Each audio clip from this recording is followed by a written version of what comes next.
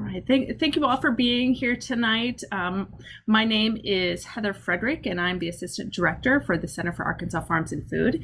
And tonight we are talking about farm taxes. It's that time of year. So anybody who's in farming or thinking about farming, this is probably something, farm taxes is probably on your mind. The Center for Arkansas Farms and Food is an educational hub for farmers and aspiring farmers in Arkansas. We do a lot of work with beginning farmers, but we also team up with our local cooperative extension office to support established farmers as well. And tonight we have with us from the Benton and Washington County offices, extension offices, Ryan Neal and Colin Massey, and they're going to help keep an eye on the chat room for us. So for tonight's class, we're excited to also be able to partner with the University of Arkansas Agricultural and Food Law Program.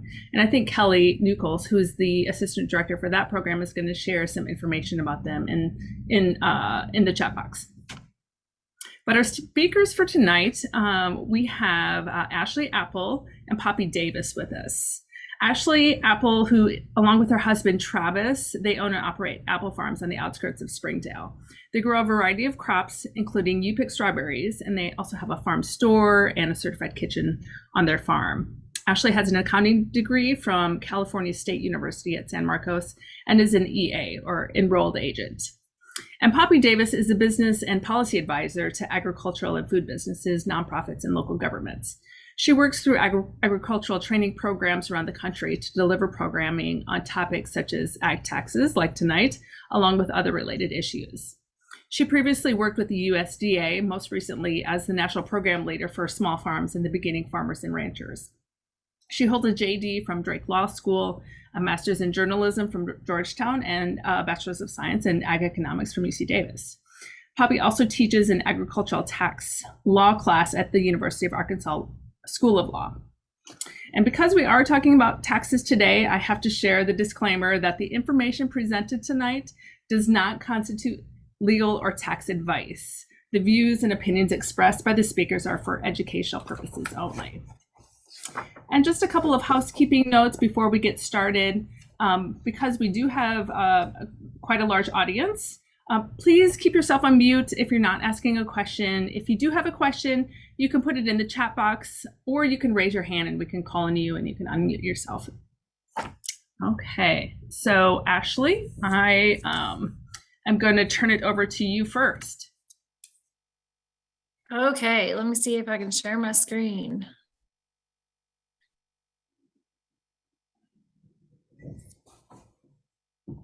Okay, can you see it? Yes, we can. Okay, so my name is Ashley Apple. My husband and I, like Heather said, we have a farm here. We're actually in Elm Springs, right on the edge of Springdale. And we grow a variety of things. It started with strawberries about 9 years ago. And now I feel like we grow everything. So we got a lot going on. We also raise pigs. We have some cows now. We have a commercial kitchen and a little farm store. So we've got a lot going on. You didn't come to hear about me, but I'm going to give you a little bit of history anyway. So Travis and I are both from here. We're both from Springdale. He joined the Marine Corps in 2004. And we got stationed in Southern California at Camp Pendleton. We were there for 8 years, aside from him being on some deployments. But while we were there, I went to California State University and got my bachelor's degree. And then when he got out in 2012, we moved back to Arkansas. I went to work for a local firm. And he went back to the University of Arkansas to finish up his horticulture degree. While he was doing that, he decided to grow some strawberries. And then all of a sudden I was married to a farmer and we had our own little business going on. So it happened kind of quick. But I continued to work and worked for about 6 years. And as you can see in the picture, we have 3 kids. So that become a little too much. So for the last 5 years, Travis and I have just done the farm thing full time.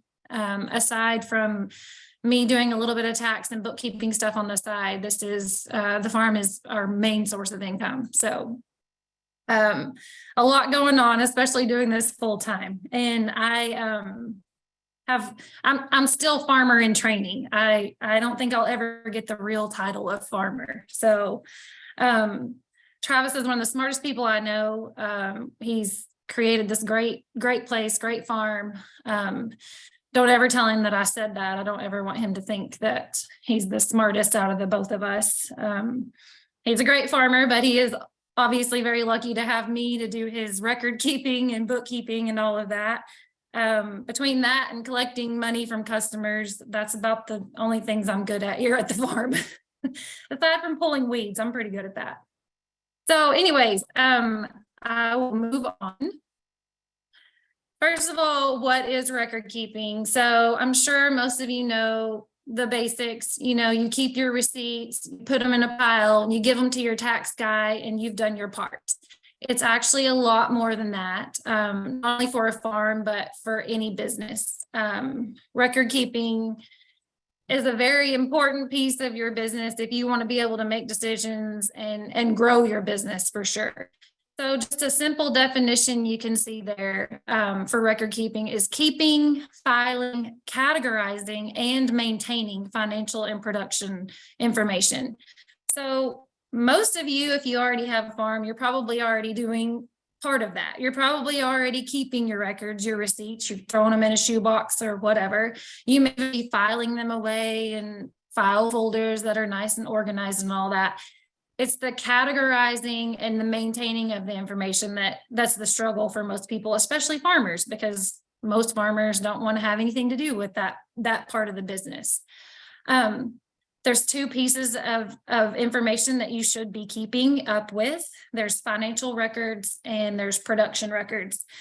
So the financial records are going to be the things that have to do with the money. So your income, your expenses. So you can see there like sales, equipment purchases, accounts receivable, accounts payable, inventory, all that stuff. Anything that has to do with the money in, the money out. The production records are also a very important piece of information, and that's going to be more of like your inputs and outputs on the farm. So crop yields, planting schedules, breeding records, all that kind of stuff. Those, again, are just as important as financial records, but today I'm just going to mostly talk about financial records and the best way of keeping up with that piece of information. So why is this important? Aside from, right now, the main thing that everybody can think about is tax time. We got to get all this in order and we got to give it to our tax person. Well, in order to get the tax return prepared, all of your records have to be organized and put in some sort of format to where we can see income and we can see expenses and we can push that over into a tax return. Not only do you need all of this stuff organized and maintained, but just for the tax preparation, but also for tax planning. So if you think you've had a real busy year, it's November, December, you've had a super busy year and you're thinking, I'm going to owe a lot of tax, I need to do something. Well, it's going to be really hard for an accountant to do any kind of tax planning for you or with you if they don't have some records, some bookkeeping, some reports to look at to see where you're at and be able to make a decision on if you should make some kind of equipment purchase or something like that this year or wait until next year. You've got to have your records maintained and organized and categorized and all of that in order to make those kinds of decisions.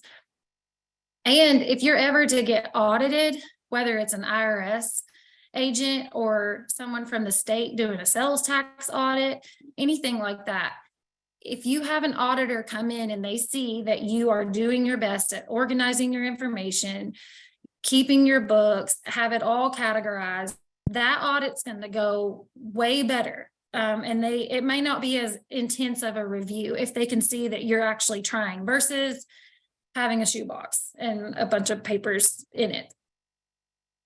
I touched on financial decisions. You've got to be able to make those decisions. You need to be able to pull reports. You need to have your records organized so that you can look at reports and make decisions when it comes to your business. An example for us, we one thing that we grow is cherry tomatoes, and there was one year where we were getting ready to plant them, and we were trying to figure out how much to plant, and we knew that we always sell a bunch of cherry tomatoes. Like, people always want cherry tomatoes, and it always seems like we don't ever have enough. We're always having to run down there and pick more, or we just are out for the day. Travis and I both are like, okay, well, we're selling a bunch of cherry tomatoes. Let's plant more.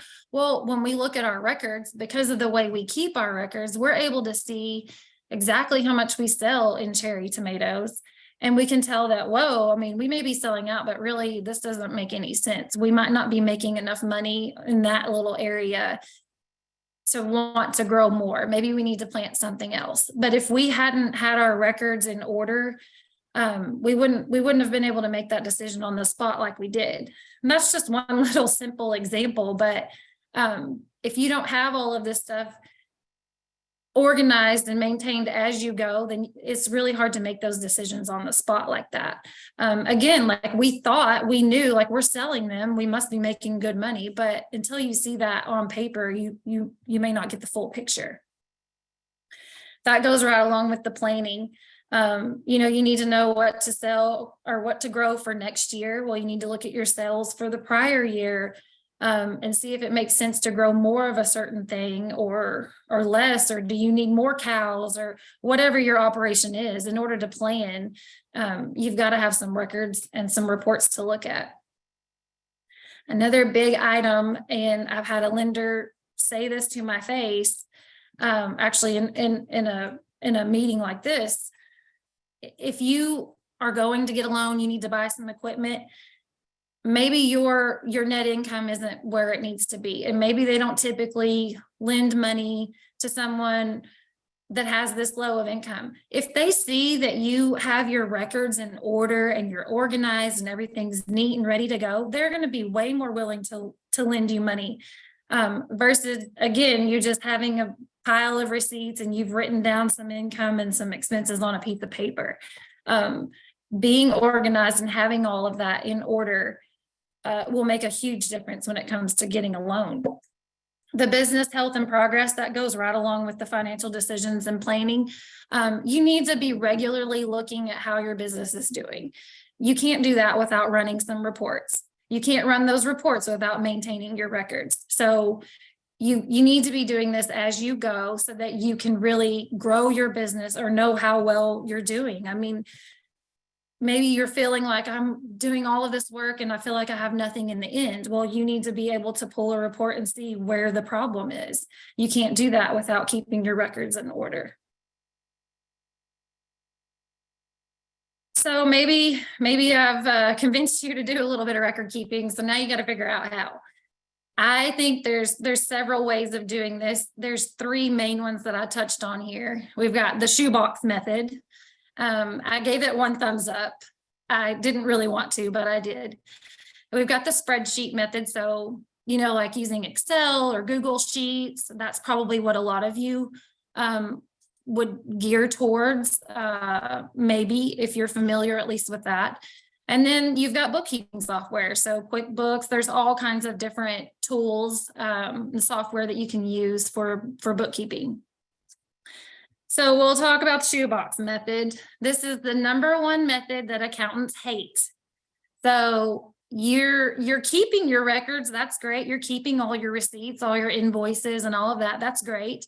You're putting them in a box or maybe in some files, but they're not categorized. You're going to hand this box over, this folder over to your accountant, and they're going to have to go through and categorize everything to where they can have it in some sort of report.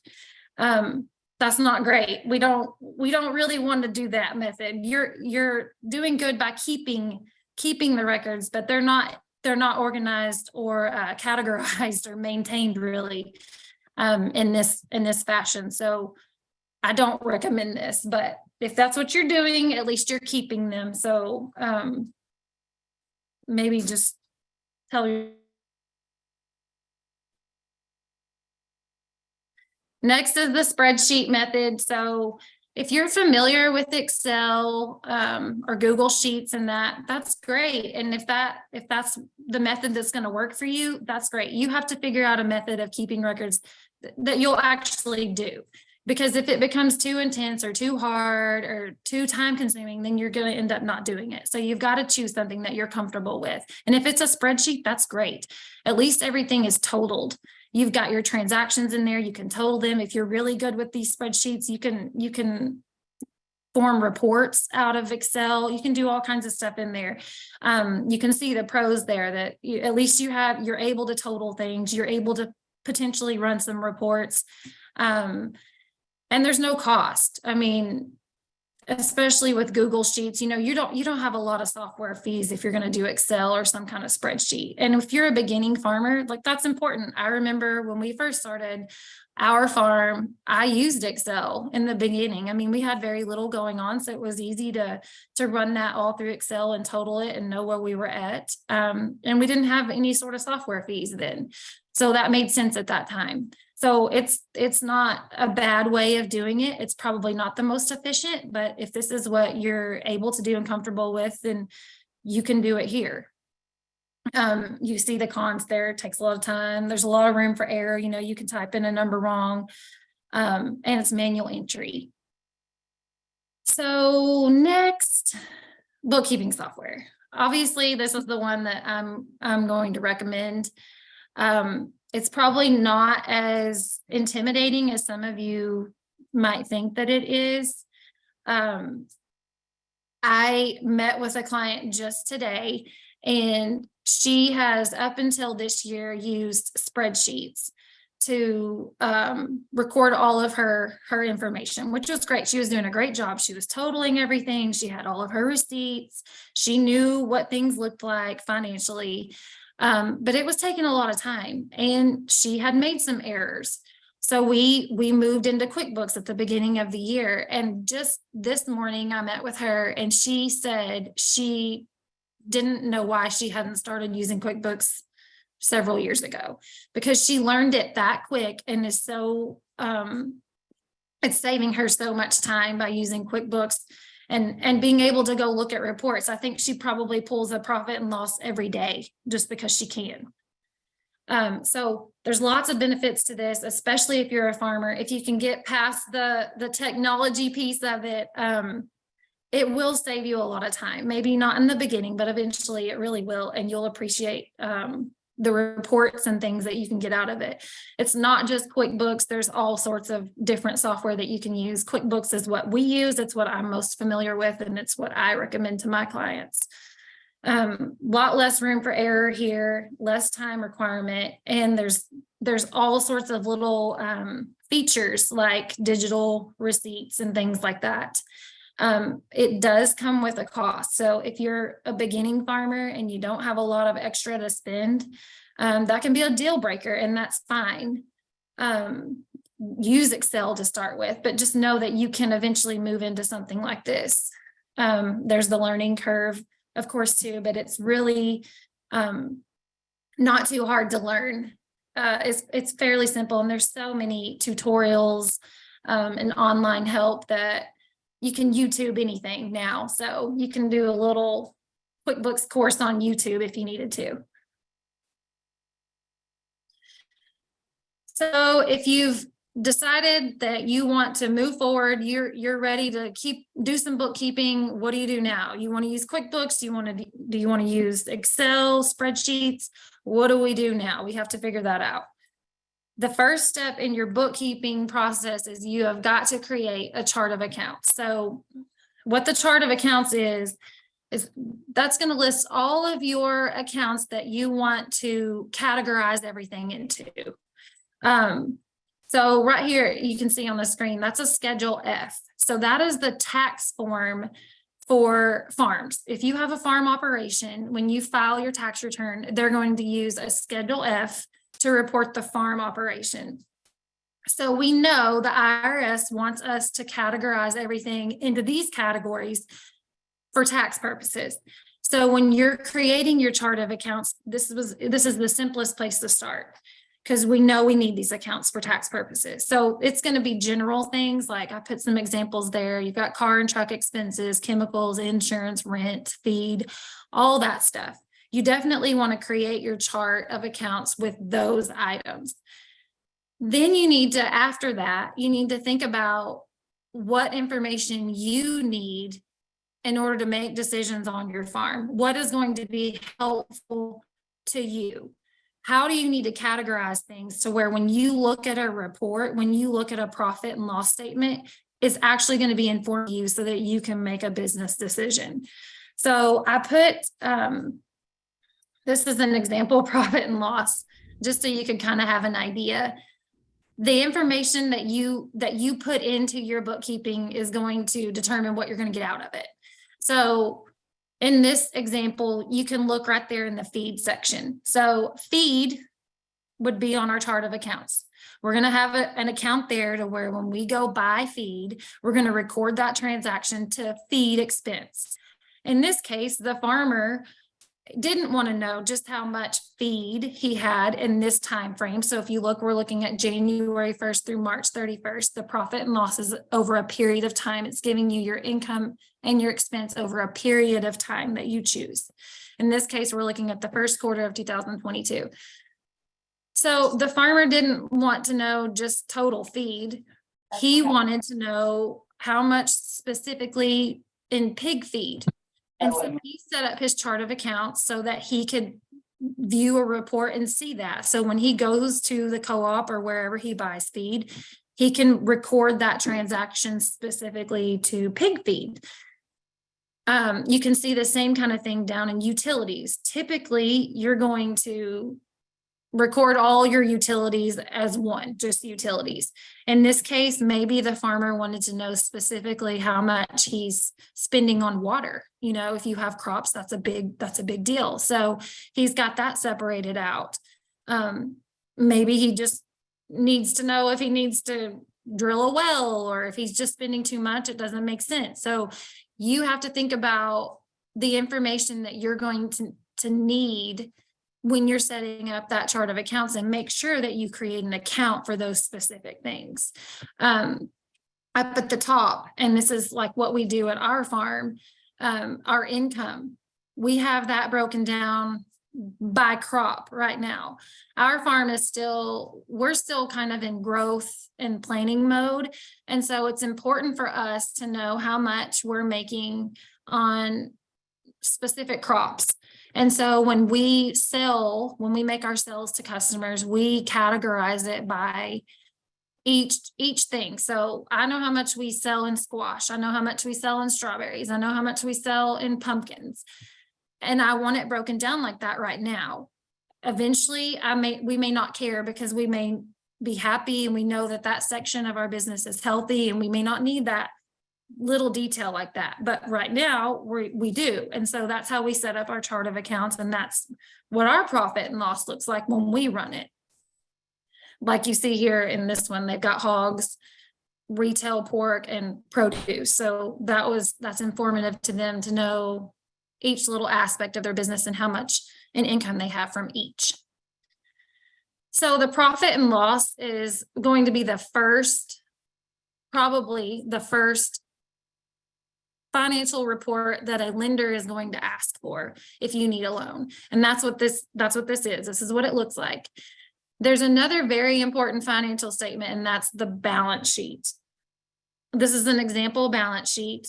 The balance sheet is for a specific day. So it's not over a time period, it's a specific day. And the balance sheet gives you your assets and your liabilities.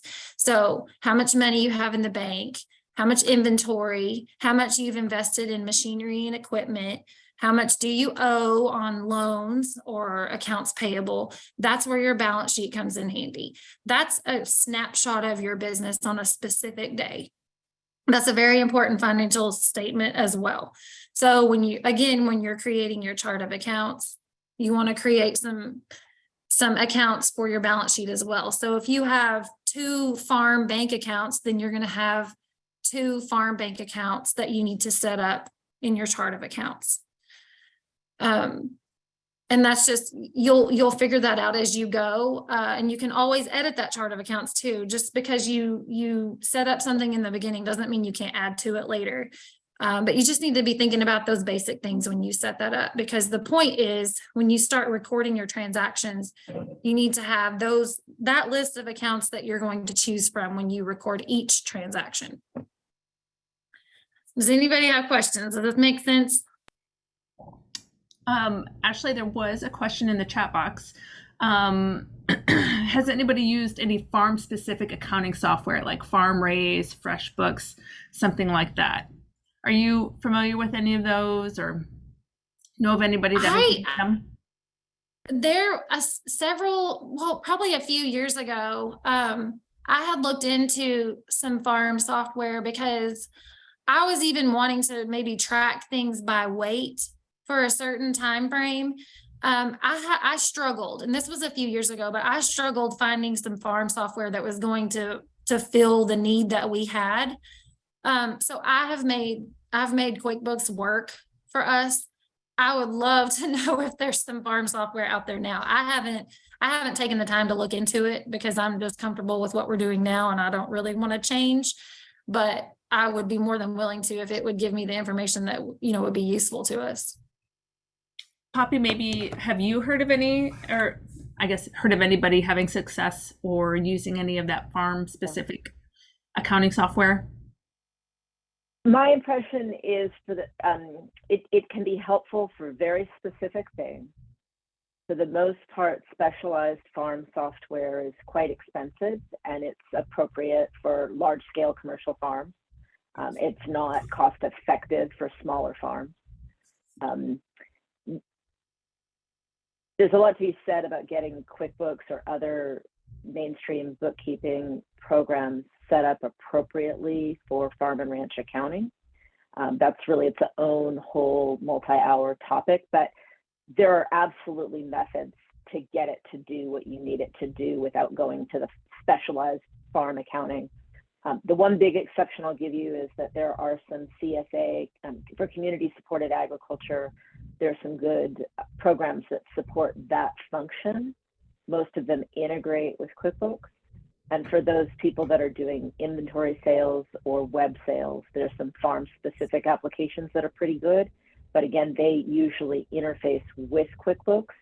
So you wouldn't use that as your whole bookkeeping platform. You'd use it as an integration with your bookkeeping platform. Got it. There are several, QuickBooks does integrate with a lot of different apps. We use Square, and they talk to each other. There's countless apps that QuickBooks will integrate with. So I'm sure there's all kinds of solutions for farms, but I personally don't know of any. Christine is asking if there's a monthly subscription to use QuickBooks. We talked about There this. is, and I have some recommendations. If you're going to go with QuickBooks, I do have some recommendations. I think I have a slide on it here shortly, so I'll talk about that here in a minute. But there is a monthly subscription. It's very reasonable though. Is that everything for now? Yep. Okay. So one thing I want to mention real quick with the chart of accounts, don't go overboard. So I recommend in the beginning, probably your chart of accounts doesn't need to be more than 40, 50 accounts. You don't want to get so minute with that you're kind of defeating the purpose. So an example is office supplies. You just need to have a general office supplies category. We don't need to know how much you spend for paper or for paper clips, things like that. That doesn't matter. We don't want to pull a profit and loss statement and have a line item showing us paper clips. I have seen reports where they're just pages because people create an account for every specific item, and we don't want to do that. You want to combine the things that you can combine and only separate out the items and the accounts that are going to help you make decisions or help you with your tax return. So just keep that in mind. So this is just a little recap. You're going to have for your income and expense accounts, you're going to have accounts like livestock sales, produce sales, chemicals, feed, supplies, utilities, stuff like that. And then for your balance sheet accounts or your asset and liability accounts. And the reason these are labeled is because when you set up, especially with bookkeeping software, it's going to ask you, what type of account is this? Is it income? Is it expense? Is it an asset? Is it a liability? So your checking account, inventory, accounts receivable, credit cards, all of those things are going to be asset or liability accounts. And those are the items that show up on your balance sheet. Okay, so we've set up our chart of accounts. Now what do we do? You may have just written it down. Again, I recommend QuickBooks, but if you can't do that, you can't do it, and that's fine. Write it down on a piece of paper, put it in a spreadsheet. Somehow just keep record of all of your transactions and start maintaining them, start categorizing them, and use that chart of accounts to do so, however you're able to do it. Now we're to a point where we can start our bookkeeping. We've got our chart of accounts, so let's start booking some transactions. First thing is, if you already have a farm, if you're starting a farm, and this is for any business, but you need to have a separate bank account for your farm. Some people may have more than one, but you need to have a separate bank account of your farm income and expense through. Don't run it through your personal account. You don't want to mix personal and business. It's not that you can't, but it makes the bookkeeping that much harder. So get a separate bank account that you can run all of that stuff through. If you've got payroll and you're paying yourself, great. If you don't have payroll and you need money out of the farm account for whatever your personal expenses are, just transfer money to yourself. Don't use your farm account for personal expenses. It just makes things harder on the bookkeeping side and for tax purposes too. If you're using QuickBooks, you can connect your bank account to QuickBooks, and it'll talk every time a transaction hits your bank, it'll automatically come into QuickBooks, and it's just sitting there for you to review it and to book it. And it's super easy. Definitely do that if you go with the QuickBooks method. If you're using Excel, there are options to download your bank transactions into Excel. If you already have a spreadsheet going, it's probably not going to talk to that specific spreadsheet, but it still gets them in there. If you can figure out how to make that work, great, so that you don't have to manually enter the stuff. But it is just going to be a little more time consuming that way. Recording your transactions as routinely as you can. You know, weekly is great, daily is great. Farmers probably aren't going to do that. At a minimum, do it every month. So every month when you get your bank statement, you need to make sure that you have that prior month's transactions all recorded and you've got all of your bookkeeping done. The same goes for credit cards. If you have a credit card, you want to do the same thing. You want to record your individual transactions. And I'll show you what that looks like here in a second. A lot of you know you need to keep your receipts. You need to keep all of those records for a minimum of 3 years for tax purposes. A lot of them, you know, you go to Walmart and they give you a receipt. Those receipts fade over time and you can't read them. So if you can get some sort of receipt scanner, use it. And then you don't have to keep that paper and you don't need that shoebox. If you can't already tell, I'm really trying to get you to get rid of the shoebox. QuickBooks has a really nice digital receipt feature. So we'll look at that later, but that's also another benefit of bookkeeping software. I'm sure a lot of the different softwares have that same capability. Again, you want to reconcile your bank accounts every month. So until you have done your reconciliation, then you can't count on any reports that you're going to run or that you're going to total up. You need to reconcile that bank account. That's the only way to ensure that you didn't miss anything. I have a client that we were reviewing a prior year, and they actually paid too much in tax because they had given their accountant all their records. They had said, here's our profit and loss. Here's this. We've got everything done. We've recorded all of our transactions. Here you go. They didn't reconcile the bank account though. And so it turns out that they had actually duplicated some deposits and some income. And so they paid too much tax. I mean, their taxable income was a little too high because they had duplicated some income. So, you know, you don't want to do that. You definitely don't want to do that.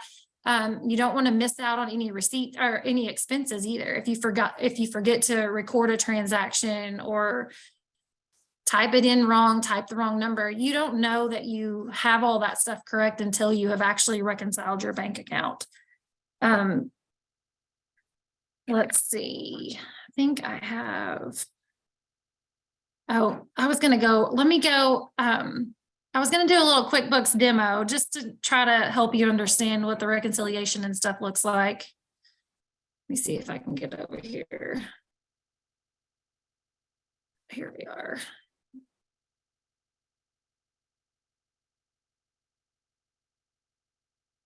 QuickBooks has a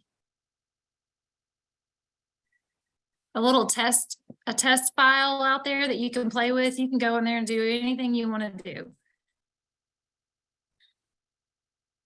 Okay. So this is what QuickBooks Online looks like. Maybe some of you have used desktop version before. I don't recommend using that anymore. QuickBooks Online used to probably 6-7 years ago. It was awful. I wouldn't recommend it to anybody. But in the last 4 or 5 years, they have really come a long way. And I really don't recommend anything else. I like it. I also like the fact that you can have it on several devices. You have it on your phone. Everything's really at your fingertips at all times. So this is what it looks like. Let me go right here.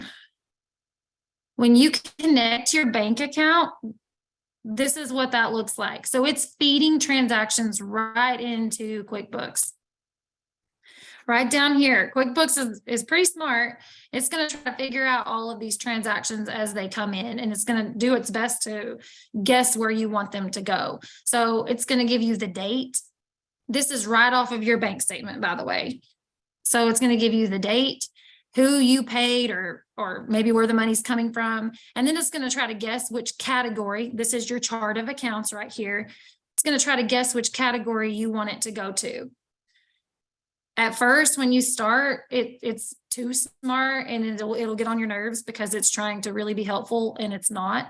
But once you start using it, it will really be beneficial and it will remember what you do with these transactions, and it'll become very like automated and require very little time. So this is the basics. This is us booking a transaction right here. We're putting our vendor name in and we're putting in our category, whatever the category is. We'll say sales of product. I can't even tell. Yeah.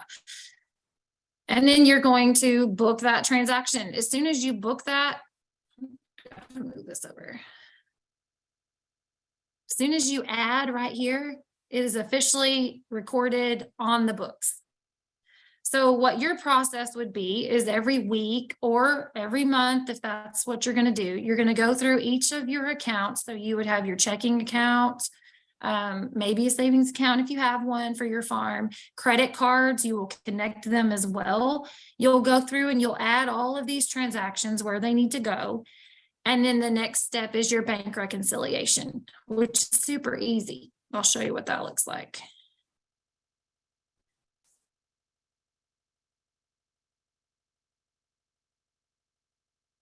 So surely most of you know what a bank reconciliation is. I don't think anybody reconciles their checkbook anymore, but you should when you have a business.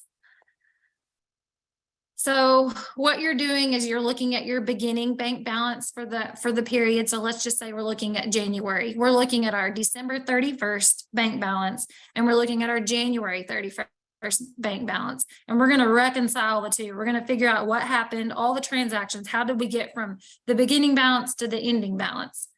I'm just going to put a number in here. So this is what you would enter right from your bank statement. So it's February 5th, whatever, and we're going to reconcile January.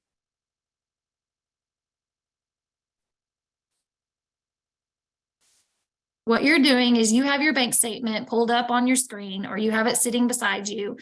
And all you're doing is going down here and you're checking off each transaction that was on your bank statement.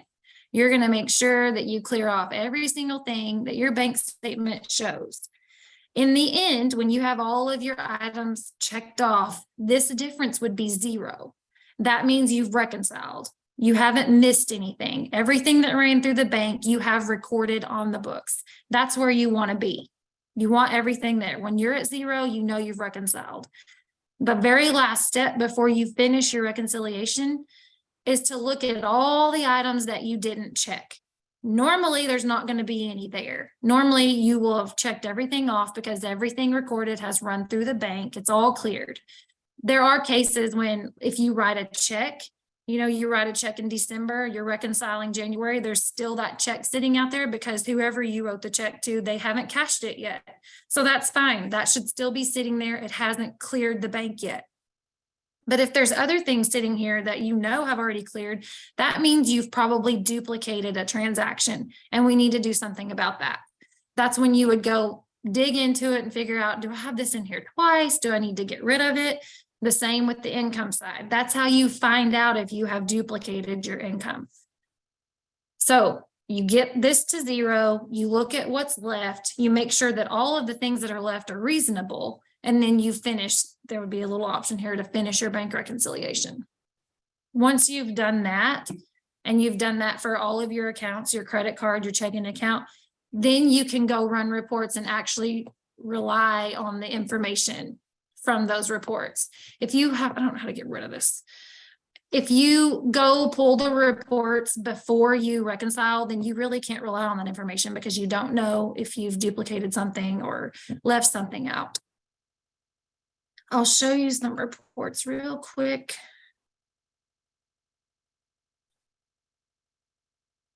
So here's a profit and loss. It's pulled it from January 1st to March 2nd. You can put whatever dates you want up here. So here's what their profit and loss looks like. Real nice. Hopefully they can make decisions based off of all of this information. They have all these sub accounts. The nice thing about QuickBooks, you can drill down on any of this. So if you're looking at job materials and you're thinking, what did I do? What did I buy? I can drill down on that. And it's giving me a breakdown of that whole total. Here's where the digital receipt feature comes in real handy. I don't think they have it in here, but if you had this transaction here and you're thinking, that's not what I bought from Hicks Hardware, that's not what that was. If you've scanned in all your receipts or taken a picture of all your receipts, there would be an image of your receipt sitting right here attached to that transaction. And you can look at it and see exactly what you bought. This comes in real handy when you go to Walmart. So for us, we've got a commercial kitchen. Of course, we've got an office. There's a number of things that we might go get at Walmart. So if a transaction from the bank comes through and it's for Walmart, I have no idea. It could be anything. I have no idea what it is. But if I have taken a picture of my receipt will be in here in QuickBooks, and I can look at it and know exactly how to categorize that specific transaction. I'll throw that receipt away. I don't have to keep it, because the good thing about QuickBooks is that it will always be there. As long as you have a subscription, if you have scanned in receipts, they will be there. When you end your subscription, they'll still be there for a time. I want to say like 1 year, you can go back and look at them, but you can export a file from QuickBooks that will have all of your receipts, digital copies of all of the receipts. So you don't have to keep the paper anymore. Right here is the receipt function. So you can get an app on your phone, the QuickBooks online app. And when you go to the store, buy whatever you're buying, go sit down in the car to leave, you can it's called Receipt Snap. You take a picture of that receipt, and that's all you have to do. Just take the picture. You don't have to do anything else. QuickBooks is going to automatically try to pull all the information from that receipt, and it would show up right here in this queue for you to review it. And then it's going to attach that to whatever transaction that you have recorded in here. Even if you haven't recorded it yet, it'll be sitting there to attach it to that transaction when you do record it. They haven't always had this feature. This is relatively new. They may have had it for a couple years, but it's really nice, very useful. And I love the idea of, you can always export that file and have copies of all your receipts, and you don't have the shoebox. Okay, do y'all want to see anything else in QuickBooks before I go back over? There's a couple questions. So when you're buying items that kind of fall into two different categories from the same place, like Lowe's, and you have some of your items that you purchased were for building supplies and some of them were cleaning supplies. How do you reconcile that in your accounting? So I just pulled up an expense right here. You have lines. So this is Squeaky Clean Car Wash. They have it booked to automobile. You can keep this going as far as you want. So if this was Walmart and you had office supplies and you had kitchen supplies or whatever, you can break that down as far as you want to break it down. You put your category, you put your amount. In the end, the total is the total of the receipt. So you can split that all up as let me see if there's a transaction. Okay, so these are the transactions that are sitting here that came in from the bank. Trying to find one that doesn't have anything right here. You'll see this option right here somewhere to split it. You can split right here. So initially it's only going to give you one category, but once you click split, that's when you can break it down further.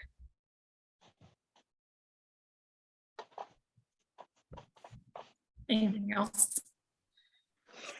Yes. Would the emailed receipt be able to use it? Wouldn't the emailed receipt be able to be used in QuickBooks? The emails, you can, I believe you can email a receipt. You might be able to actually, there may be like a specific email where you can forward the email right there, forward from email. Or if you have, let's say it's an Amazon receipt or something like that, and you have it saved to your computer, you can upload it directly from your computer. So there's several options. You don't have to take the picture with your phone. That's just usually the most efficient way to do it, because typically you just have the receipt right there in your hand when you leave the store. There's another non-QuickBooks question. Is there an Excel template that aligns the Schedule F to that template, the Schedule F form? I don't know. I've never looked into that. You can probably Google it and potentially come up with something. Or create your own. Or create your own. Yeah. I mean, I would just start creating my own, but you really might be able to Google something and find some sort of template that's already out there. Lisa has a question. From time to time, we personally have to loan money to our farm and repay ourselves when we sell our product. QuickBook automatically considers it income, but how would you track that? So you're gonna record all of those ins and outs that are personal things. So when you contribute money or when you pull money out, that all runs through what we call the equity section. So you're gonna have something probably called member draw or member distribution. It just depends on how your chart of accounts is set up. Let me see. When you put money in, I was going to try to do one. When you put money in, you can run it all through the same. You make or owner contributions. You just need to make sure that's running through the equity section. So the account type would be equity. This is taking forever to load, but I was going to see. Ashley, can I jump in with a little bit of extra clarification here? Yes. If you're a sole proprietor, there's really no such thing as a loan to or from. It's all is actually saying equity. If you are a partnership or some other type of entity, it may be the case that you actually have a proper loan to or from the business, and you would set that up as a loan, but there's no reality where a loan is income. So if you set up a loan and it's being tracked as income, you've made a mistake in how you set it up in QuickBooks. But typically, And if QuickBooks is automatically doing it, oh, sorry, I didn't mean to interrupt. No, go ahead, Ashley. That was all I wanted to say. If QuickBooks is automatically recording it that way, you may have accidentally set up some kind of rule that's available to do in here as well, but or it may just be doing it because the first time that happened, it accidentally got recorded that way. So once you fix it, or once you eliminate that rule, then you can move forward with it going to the correct account. But you can go in and fix them. You know, you can go into your profit and loss and drill down on that income account and go in, click on each specific transaction and change it.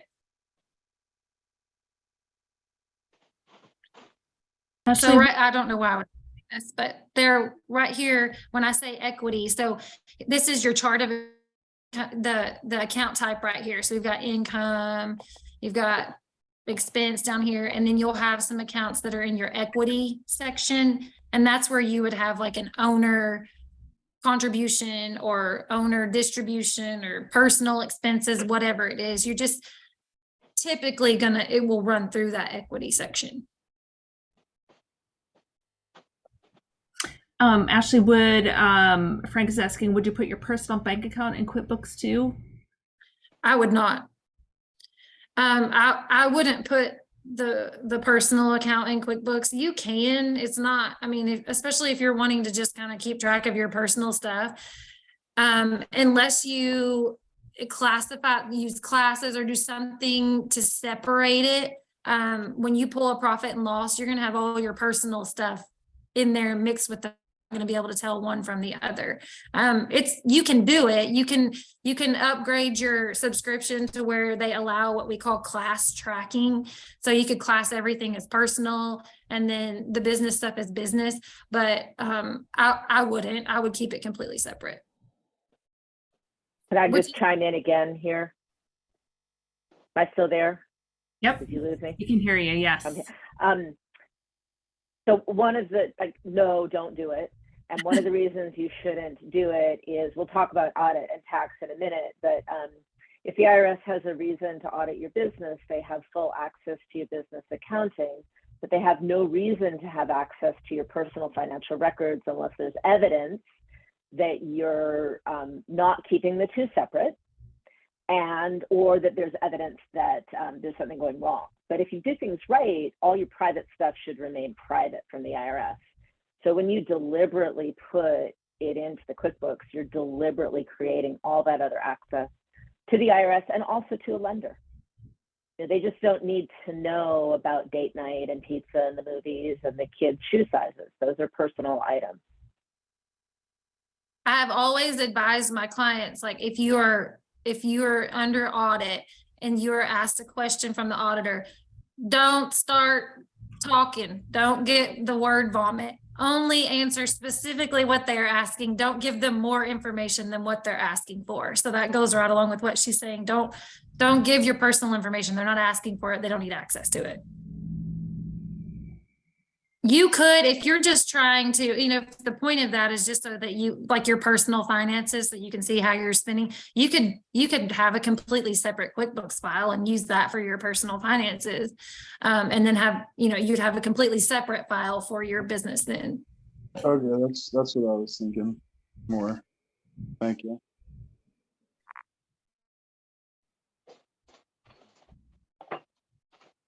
Anything else right now?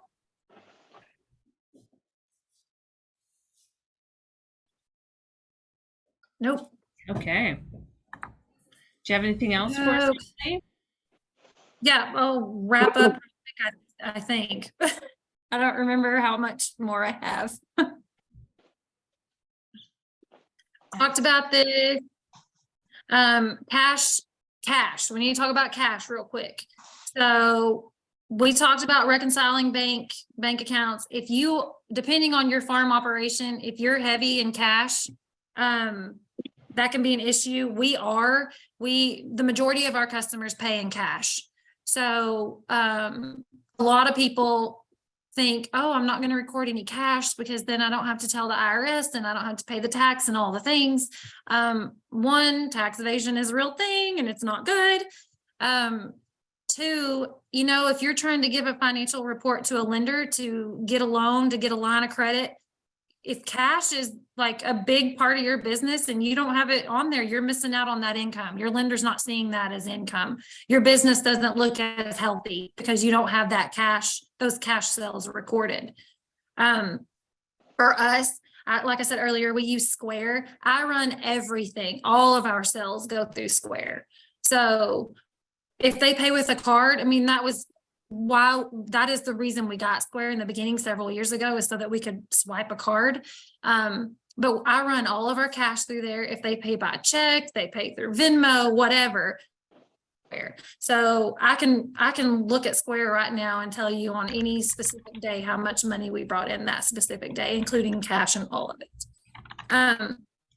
Keep a log of all those cash expenses. It's really hard. If you have cash sales, just take all the cash to the bank, go deposit it, and try not to use cash to purchase items because it's just harder to keep track of. It's not clearing the bank. If you don't keep that receipt, it's harder to keep track of all those cash expenses, but just don't forget to do it. And you want to record all that before you run those reports, because if you don't, they're not really accurate.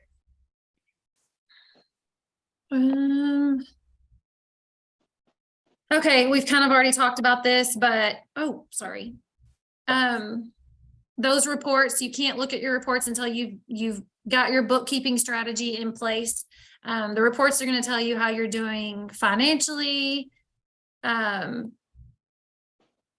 you can make your business decisions.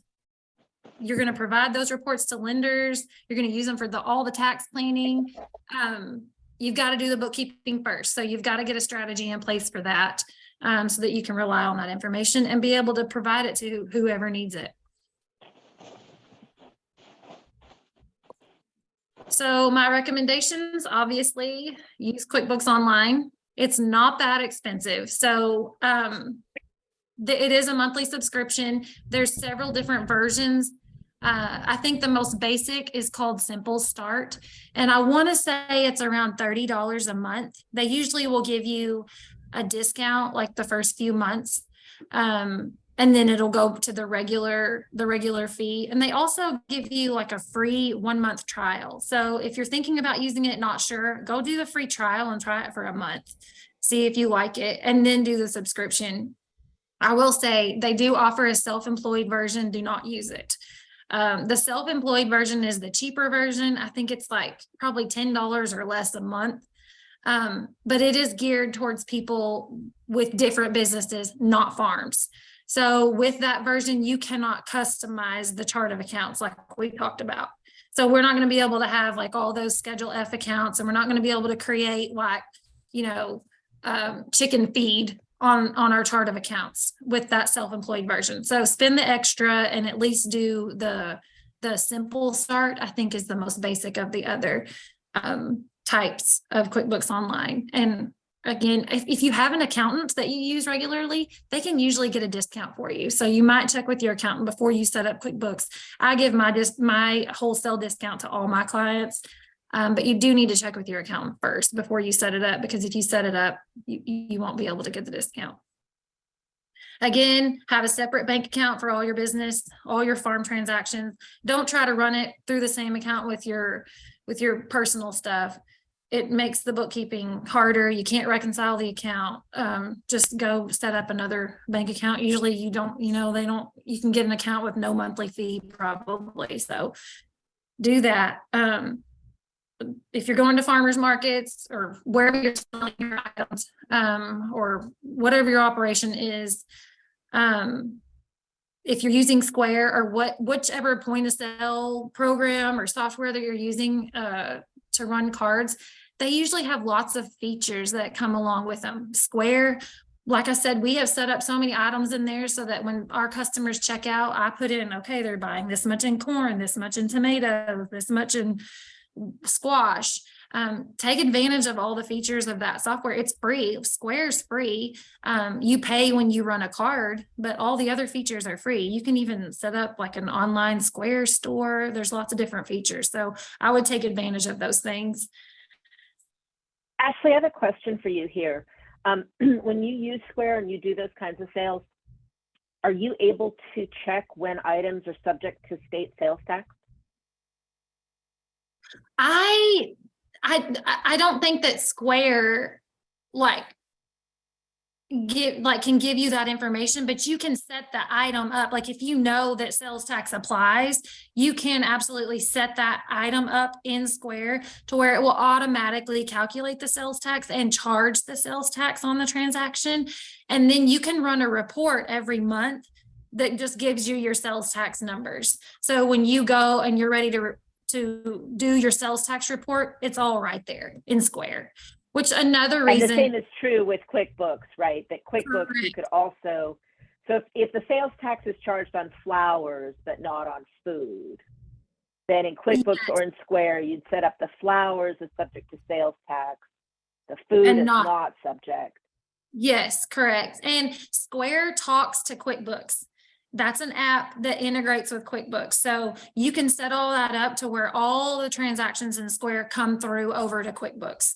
And then QuickBooks tracks sales tax. So it can all just be right there when it's time to prepare that sales tax report. You go run the report in QuickBooks and there you go. You're ready to just throw it in there on the ATAP website and file it.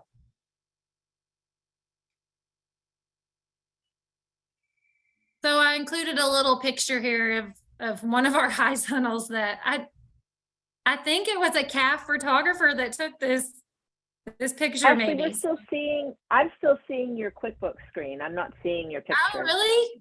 I changed it. I want to see your picture because I bet it's cute. You don't see it? No, we don't. Oh, here, let me stop sharing, then I'll start it again, I guess. I've been going through slides this whole time. Sorry. Oh. Okay, I'm going to try again. It must have just got hung up. Do you see that? It's just, there it is. Yes. Okay. I don't have it on full screen or anything, but there we go. Well, you didn't miss very much in the last few slides. They were pretty basic. We were listening to you. All right. Well, any last slides or any last questions for Ashley? I think I got all the ones in the chat. But if not, you can put them in there again and we'll switch over to Poppy because I know some of you had some tax questions. And thank you so much, Ashley. That was a lot of really great information on bookkeeping and accounting. Just really important stuff to keep on top of. Well, hopefully somebody got something out of it. I'm definitely not a teacher. Yeah, that was great information. Yeah, thank you. Okay, Ashley, if you want to stop, I guess I can have you. There we go. I stop your slides. Yeah, Poppy, if you want to take over from here.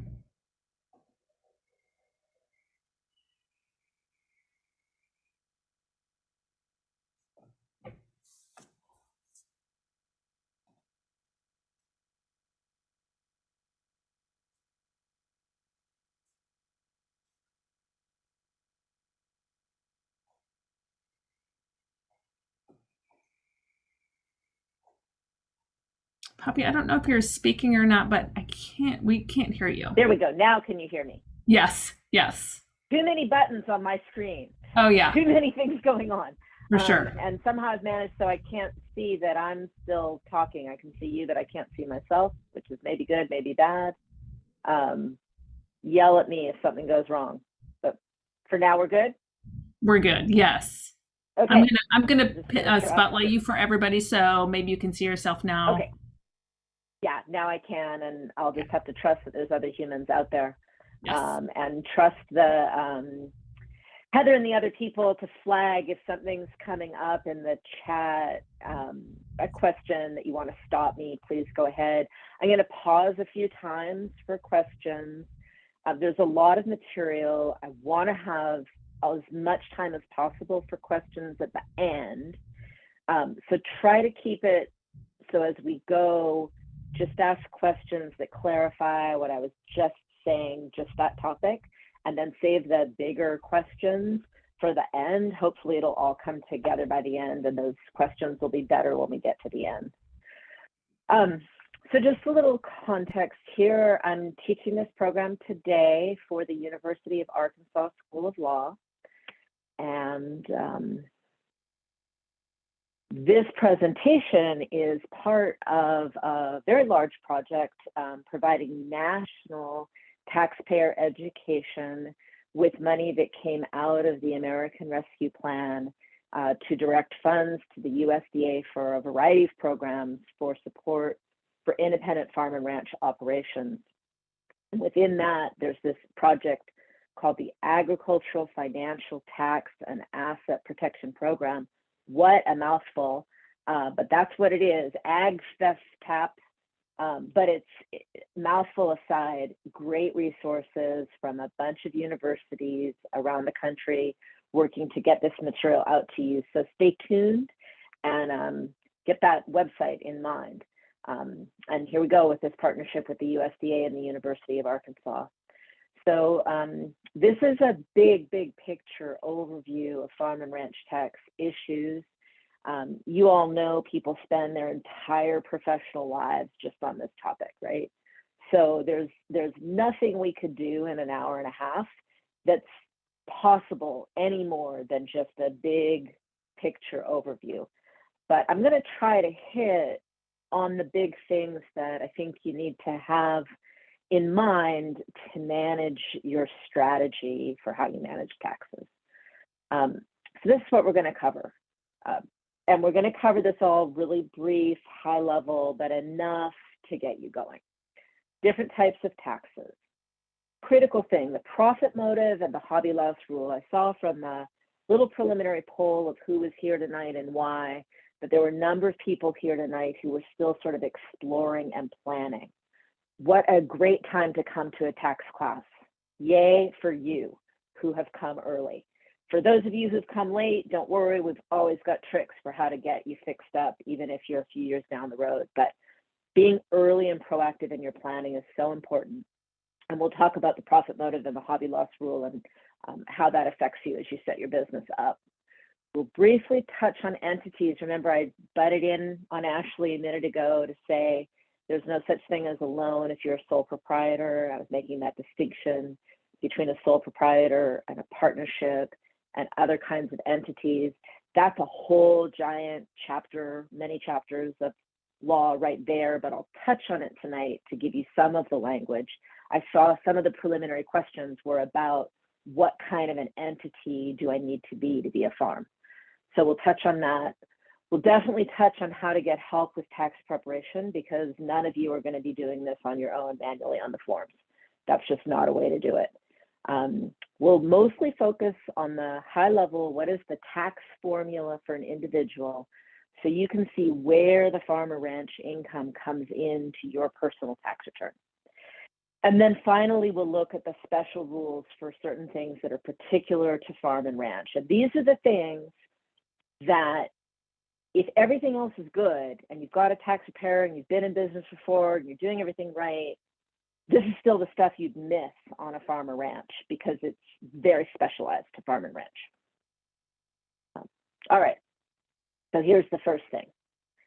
Property taxes, that's county level. I'm not going to talk about it anymore, except for a couple times I'll touch on it. Sales tax, that's county level. We just talked about it with Ashley. We're done with that topic for tonight. State and gift tax, huge topic, incredibly important. Not talking about it tonight, we're done. But it's a huge topic. You have those issues, stay tuned, but not tonight. Payroll tax, another giant topic. If you have labor, payroll tax, complicated, hard to manage, hits bookkeeping, hits lots of things. We're not talking about it tonight. State income tax, that's a big issue too. Mostly state income tax follows federal. Mostly it says, what's on your federal return, add this, subtract that, here's your state income tax based on your federal income tax. So if you're not actually a tax preparer, you don't need to worry about this Arkansas specific state tax rules. You just worry about federal, and the state tax is sort of automatically generated from that. And then just technically some licensing fees are considered taxes, but that's not particularly important. All right, so we're talking about federal income taxes for the whole rest of this time. Federal income taxes is what this is about. Here's where we start. You have to have a profit motive to be filing taxes as a business.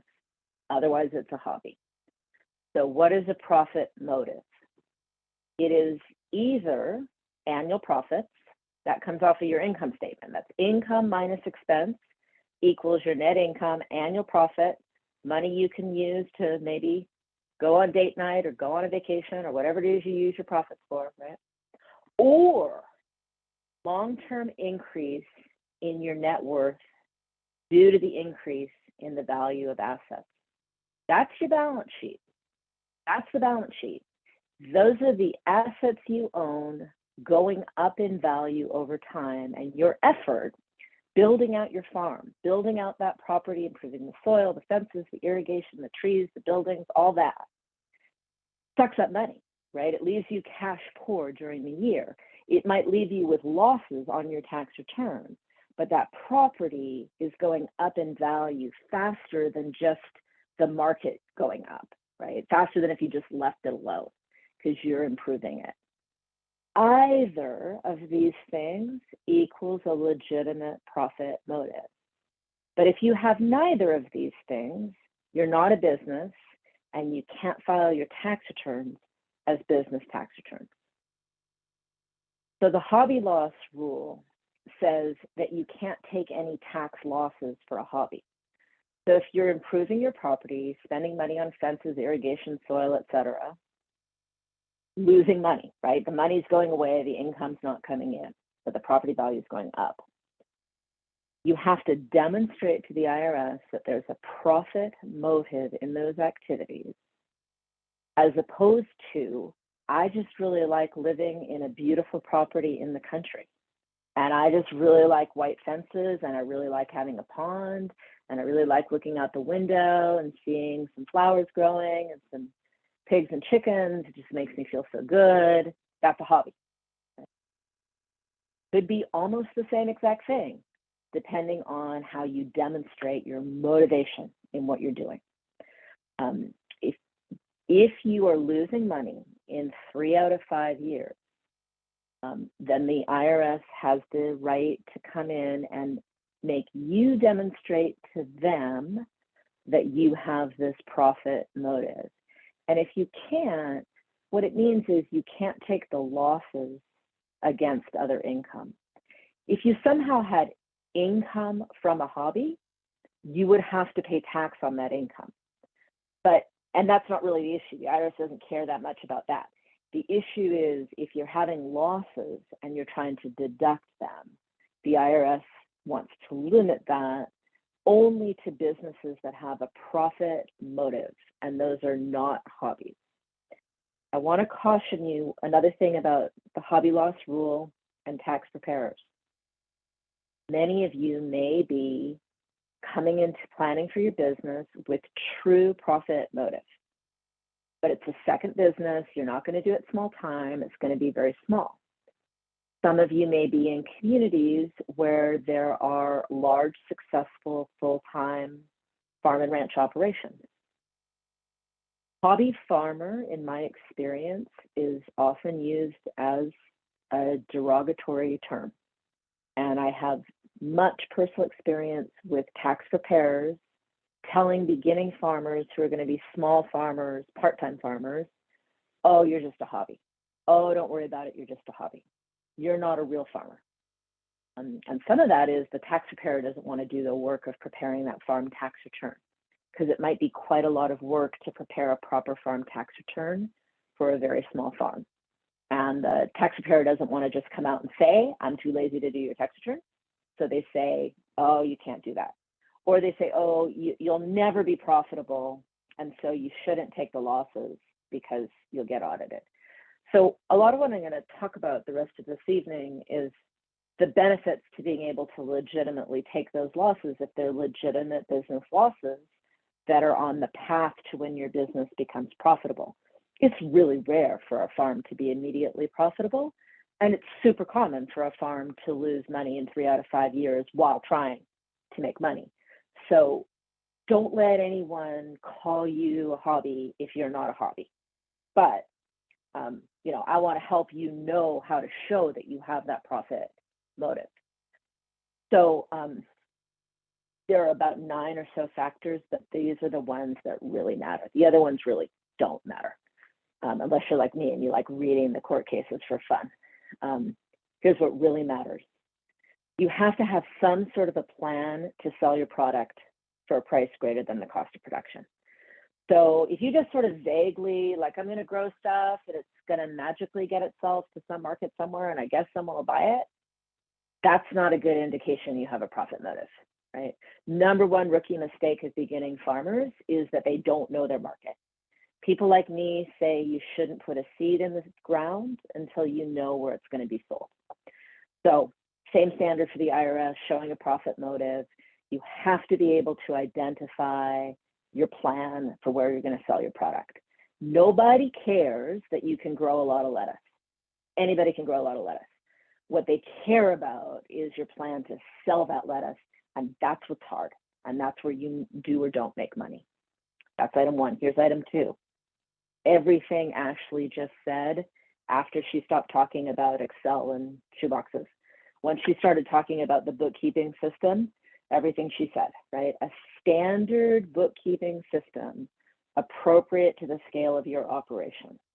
If you're a small farm and you have a profit motive, a shoebox is not appropriate to your scale. You need to be moving to a proper bookkeeping system to show that you have a profit motive. It's not an automatic out, but it's definitely not an automatic in your favor. It would make it very, very hard to prove it if you were at the shoebox level.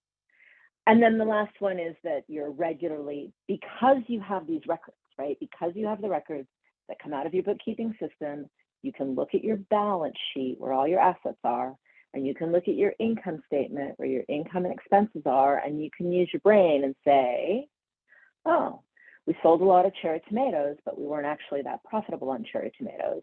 We were super profitable when we sold that pork, but we didn't sell as much of it. Maybe we should change our operation and put a little bit more energy into the pork and a little bit less energy into the tomatoes. Right? That's managing your business with a profit motive. So you have to be able to show that you're doing that you're actively managing, making changes, responding in a way that you may get it wrong, right? You could guess wrong again. That's not a crime, and it doesn't make you a hobby. But you're trying to guess correctly and move to where you're going to be profitable. And then closely related is acquiring and continually updating appropriate knowledge. And that is you right now, right? So a record that you would keep that you attended this class is good evidence that it's not a hobby, because people don't usually sit through 2.5 hours of a conversation like this as their thing they do for fun, right? That's a thing they do because they're serious in their intent to make a profit. All right, so quickly about entities. Like I said, I'm sorry, I can't go deep on any of these tonight because we're just trying to give you a big overview. Basic questions about entities and filing taxes. Sole proprietor, you wake up in the morning and you say, I'm gonna start a business, and you do something, anything about it, congratulations, you're a sole proprietor. You get any money from that business activity, you have to report it. You report that on a regular 1040, which is what individuals and married couples file, Form 1040. You get smart, you take a couple classes like this, and you go down and file to become a limited liability company because you understand that that may limit your liability if you are sued. For tax purposes, you're probably, as a single member LLC, you're going to choose to be what's called a disregarded entity. And you might not even choose that. You might even not even know, you just do it accidentally, but basically you just keep filing exactly the same as if you hadn't formed the LLC, and that's correct, and that's a disregarded entity. So a single person, sole proprietor, or single person LLC, either way, they're filing a 1040. A legally married couple, not to be confused with two people who say, it's as if we're married, right? IRS doesn't care, they need you to be actually married, right? A legally married couple files a 1040.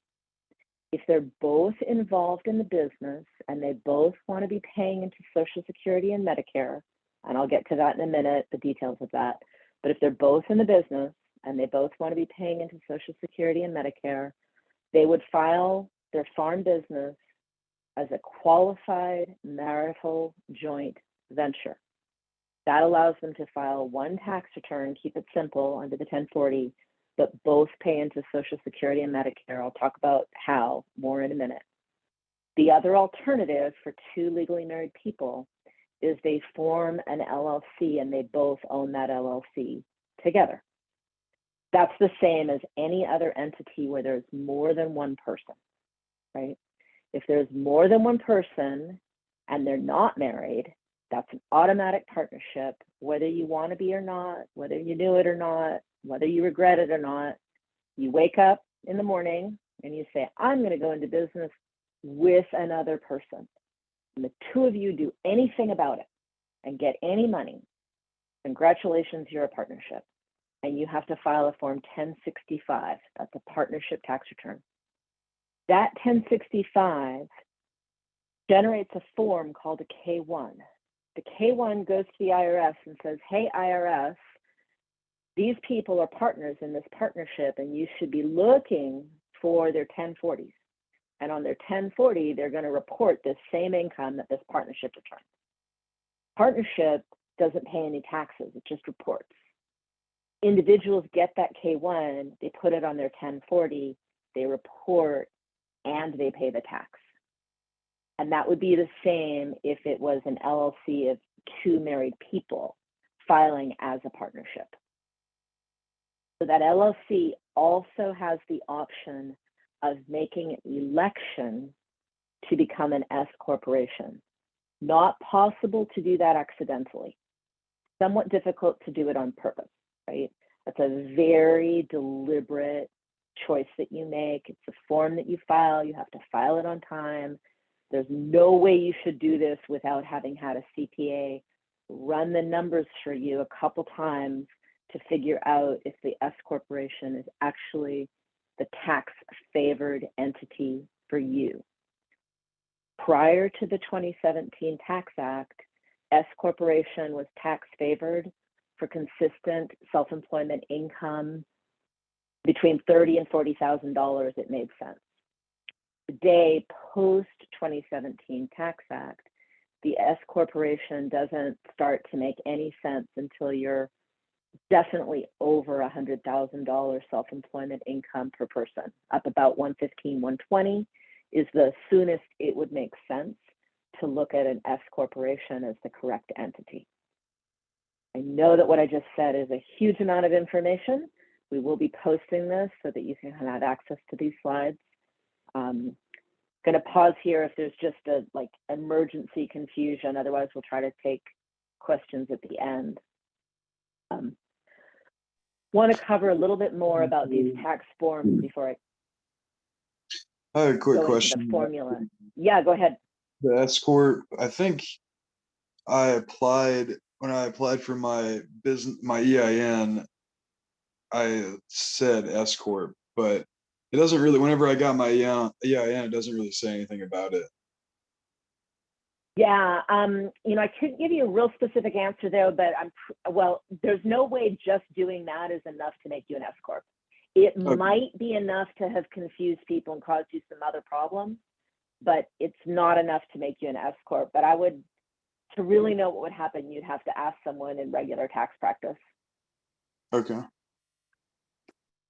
All right, I want to talk a little bit about the Schedule C and the Schedule F because those are common sources of confusion. So the 1040, it's a summary sheet that an individual or a married couple will file. The 1065 is the equivalent that a partnership files, and the 1120S is the equivalent that an S corporation files. All three of those have forms that attach to them. And the Schedule F is the one for farm. It attaches to any of those sheets. It doesn't just attach to the 1040. It could just as easily attach to a 1065 or to an 1120S. The Schedule C is where you report the detail of income and expense for any business other than a farm or ranch. The Schedule F is only farm and ranch, but they're similar in that it's income and expense detail. And then the Form 4797 is just where you report the sale of business assets. So if you think back to what Ashley was saying about bookkeeping, you're going to have one bookkeeping for your farm or ranch business. That bookkeeping is going to have your regular income from selling farm products, your regular expenses associated with that, and from time to time, you're going to buy and sell equipment, not because you're an equipment dealership, right? But because you need new equipment and you sold the old equipment to get the new equipment, and that's just the thing that happens on a farm or ranch, right? So that transaction is going to be recorded in your bookkeeping as part of your farm overall activity. But when you go to your tax return, those transactions that relate to the sale of the asset are going to be reported on a separate form, the 4797, and the rest of the activity is going to be on the Schedule F. So if you were to look at your Schedule F and compare it to your income statement, the difference, there might be a difference there, and that difference would be on the 4797. That's your incidental sales of tractors and other equipment that happen during the year. I don't say this like you're going to fill out these forms on your own, right? I say this because I'm thinking some of you right now might have your tax returns in front of you, and you might be flipping through them and trying to make sense from what I'm saying. Oh, yeah, I see that I filed a partnership tax return, and I see that K1 coming from my partnership tax return, the 1065, over here to my personal return, the 1040. Or yeah, I'd wondered why I could never make my Schedule F equal my income statement. This is why. And this is sort of the basic level of tax literacy that I think every business owner should have. The ability to get that tax return back from the tax preparer and at least have a basic orientation of how the tax returns, there may be multiple, right? How those multiple tax returns interrelate and what the important forms to look at that are attached to the first page. Then there's maybe 40 pages behind. Not all of those 40 pages are very important, but some of them are pretty important. The Schedule F, the Schedule C, and the 4797 are really important schedules that you definitely want to look at the details on them.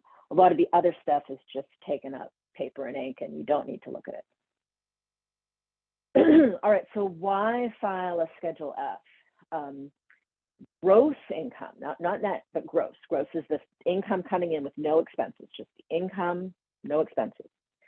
That number comes off the Schedule F, and it's used to qualify you for several special benefits that are only available to farmers and ranchers and sometimes fishers. These benefits include the ability to pay all your estimated taxes on March 1st rather than quarterly during the year, and the ability to qualify for special bankruptcy protections, which nobody ever wants to think about it's going to happen to them, but if it ever happens, you really want farm or ranch bankruptcy if you can get it. The ability to use income averaging, which is just specialized to this small group of farmers and ranchers, and that allows you to, if you've had lost years in the past, or if you have lost years following good years, you can go back and re-average it out and get a tax refund. It's a nice benefit. And then the ability to qualify for other state and federal programs often is tied to the Schedule F. Also, if you go looking for a loan from an agricultural lender, they're going to expect a Schedule F. if you don't have one because you've been filing everything on a Schedule C, it doesn't automatically mean they won't give you a loan, but you have kind of let them know that you're not maybe the most careful and sophisticated business person. So it just puts you in a better light if you know to start with a Schedule F, because that's what they're expecting. So what happens if you've been doing it on a Schedule C? Probably nothing. These are sort of in the details how much it matters. You're paying the same amount of tax most likely. So most likely the IRS doesn't really care. It's wrong, but it's not the kind of wrong that causes problems. But you can't take advantage of some of these other things. When should you file the Schedule C? So Schedule F is for all the activities related to producing crops and livestock for sale. Schedule C is for everything else under the sun that's legal. So that's agritourism, it's hunting, it's teaching classes, forestry design services. Those are all things that are often closely related to a farm and ranch. They take place on the same land. You may well be running them through the same bookkeeping and accounting system, but properly on your tax return, you should split it out, and you should only have the crops and livestock part on the Schedule F, and you should have all those other related activities on a Schedule C. The most important of these is value-added activities that are actually food and beverage manufacturing. And Ashley mentioned she had a little commercial kitchen on her property, so my little alarm bells went off, right? I don't know enough about her business to know if she needs to separate that activity or not, but I know enough when she said commercial kitchen that that's the beginning of asking that question. Is there something else going on there that's beyond basic crops and livestock for sale and getting into food and beverage manufacturing? Generally, that's processing a product beyond the minimum amount required to transport it. So Ashley can't just hand a cherry tomato to a buyer. That's not realistic. I mean, she could, but nobody's making any money that way, right? The buyer expects at least that the cherry tomato is clean and they're going to put it in a bag, some sort of a basket to get it transported. But she doesn't need to make it into jam or sauce or jelly or soup or juice to get it sold. So those things are all clearly beyond raw agricultural commodity. Where it gets tricky is with small livestock. I know a lot of you are looking at small livestock. Typical big farming operations, they're going to be selling a live animal or a whole or half carcass. And that's clearly the end of farming. And then everything that happens after is a different business. With small direct market, farmers market-based animal agriculture, typically it's a basic cut and wrap, often cut, wrap, and freeze, right? So you're selling a frozen meat cut that's small enough that a consumer like myself can actually buy it and take it home and fit it in their freezer, because my freezer isn't going to hold a half a steer, right?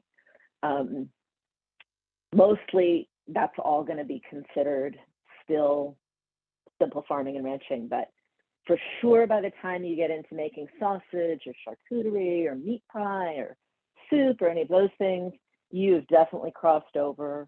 You've moved away from farming and ranching and into food manufacturing. And so properly, that income should not be on the Schedule F.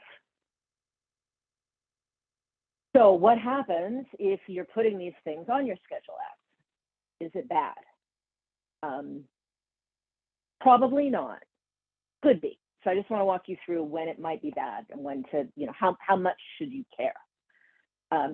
You're basically overstating your gross income from farming and ranching activities. Is that a problem? It's not, unless you're using it to your advantage for something that you're not actually entitled to. So if you're using it to only pay your estimated taxes once a year, then that's a problem. If you're using it to qualify for reduced property taxes, because you're saying you're mostly farming and ranching, but actually you're mostly manufacturing, that would be a problem. Related, if you have an agricultural easement, something that says this property can only be used for these commercial purposes, which are farming and ranching, and they can't be used for these other commercial purposes, such as an Airbnb, that could potentially be a problem. And any other time you're using that overstated farm income to apply for something that you wouldn't otherwise qualify for. Other than that, it's not that much of a problem, but I would just say from a business management perspective, you want to keep an eye on it and know that if you're going to continue down that road of this value-added manufacturing, one of the things you have to be planning for is to separate those businesses for multiple reasons, tax just being one of them. All right, I'm going to take a deep breath. I know I'm going fast, but it's because I really want to make sure we have a lot of time at the end for questions. Anyone's head just exploding right now and you have an urgent question? Poppy, we have a Right, question yeah. in the chat. A couple. Alice asked, what would selling products like kitchen and home garden appliances be put on a Schedule C or a Schedule F? Yeah, so that's a great example of, and I'm going to talk about this a little bit more, so stay tuned. This is coming up a little bit more for tax purposes, but I would say if you put it on the Schedule F and you are not using your gross farm revenue to qualify you for anything that you might not truly deserve, then there's really no problem.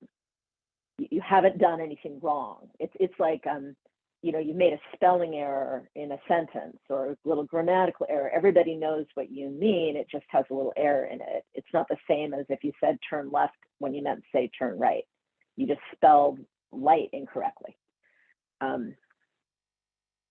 So yeah, I mean, those things clearly are not farming and ranching activities, but if it's small, if you haven't really turned into a full-blown gift store, it shouldn't be a problem. But again, you keep an eye on it, because if it's growing, and you wake up one day and you realize, you know, it's really kind of more of a gift store than a farm, or it's at least as much a gift store as a farm, then for many reasons, including tax, it's probably time to separate it into a separate business. I'm going to talk about that a little bit more when we talk about supplies inventory. It's going to be almost at the end of the presentation, but stay tuned again. Under inventory is going to be the second half of that answer. Thanks, Poppy. And then just one more clarifying question. So a Schedule C and a Schedule F could possibly be filed for one farm's activities. Yes, absolutely. Yes, yes, correct. Ding, ding, ding. You understood what I was saying. And again, like, I don't want to get super deep, but that's the level of understanding I for sure want you to have. Yeah. And to add a little finer point on that, if you were, let's say you have an apple orchard and you make apple pies and you realize that apple pies are clearly beyond farming, what you're going to do is you're going to sell yourself the apples, right? You're just going to sell the apples from the farm business to the pie business. The pie business buys them in as raw materials, and off you go from there into an advanced inventory accounting class, which we will teach some other day.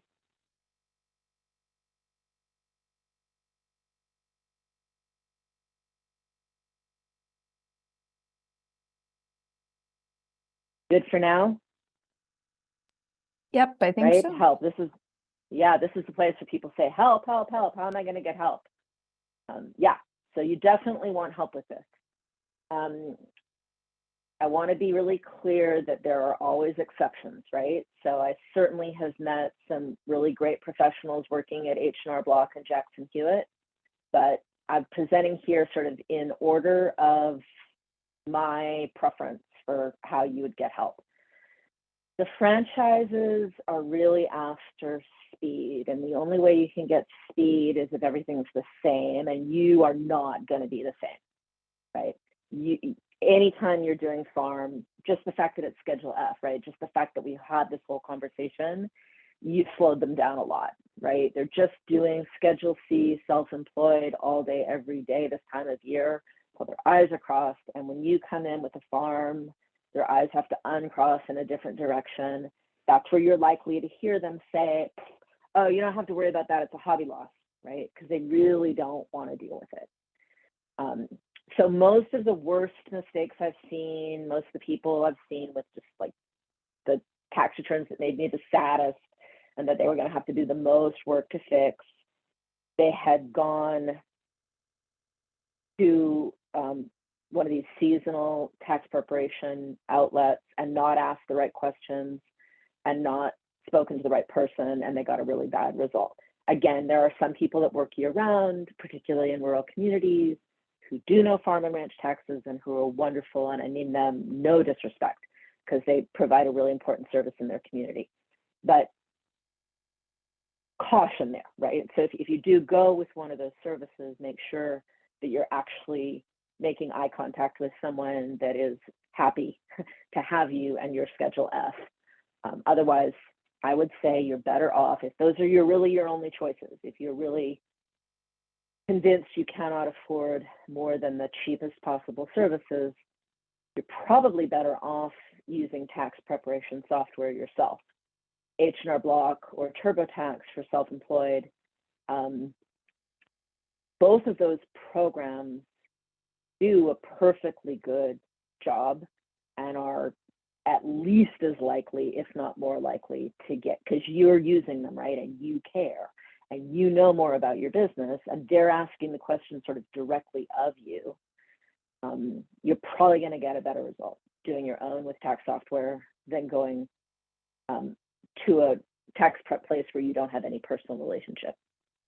But better is to go with an independent enrolled agent where they want to have your farm tax return, they want to have your business, or a certified public accountant that wants to have your business.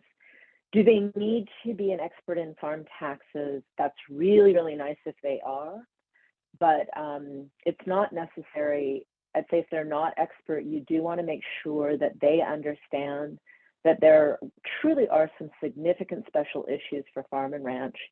And you shouldn't be shy at all about affirming that. That's not an insulting question. And if they say, no, I don't have expertise, but I really want to work with you, say that's great. I just really want to make sure that you're willing to consult with the IRS Pub 225, the ruraltax.org resources, and these new resources from the Ag FTAP. There are lots of resources out there for any tax professional, could pretty quickly read them and pretty quickly grasp the few things that are really different about farm and ranch and integrate it into your operation.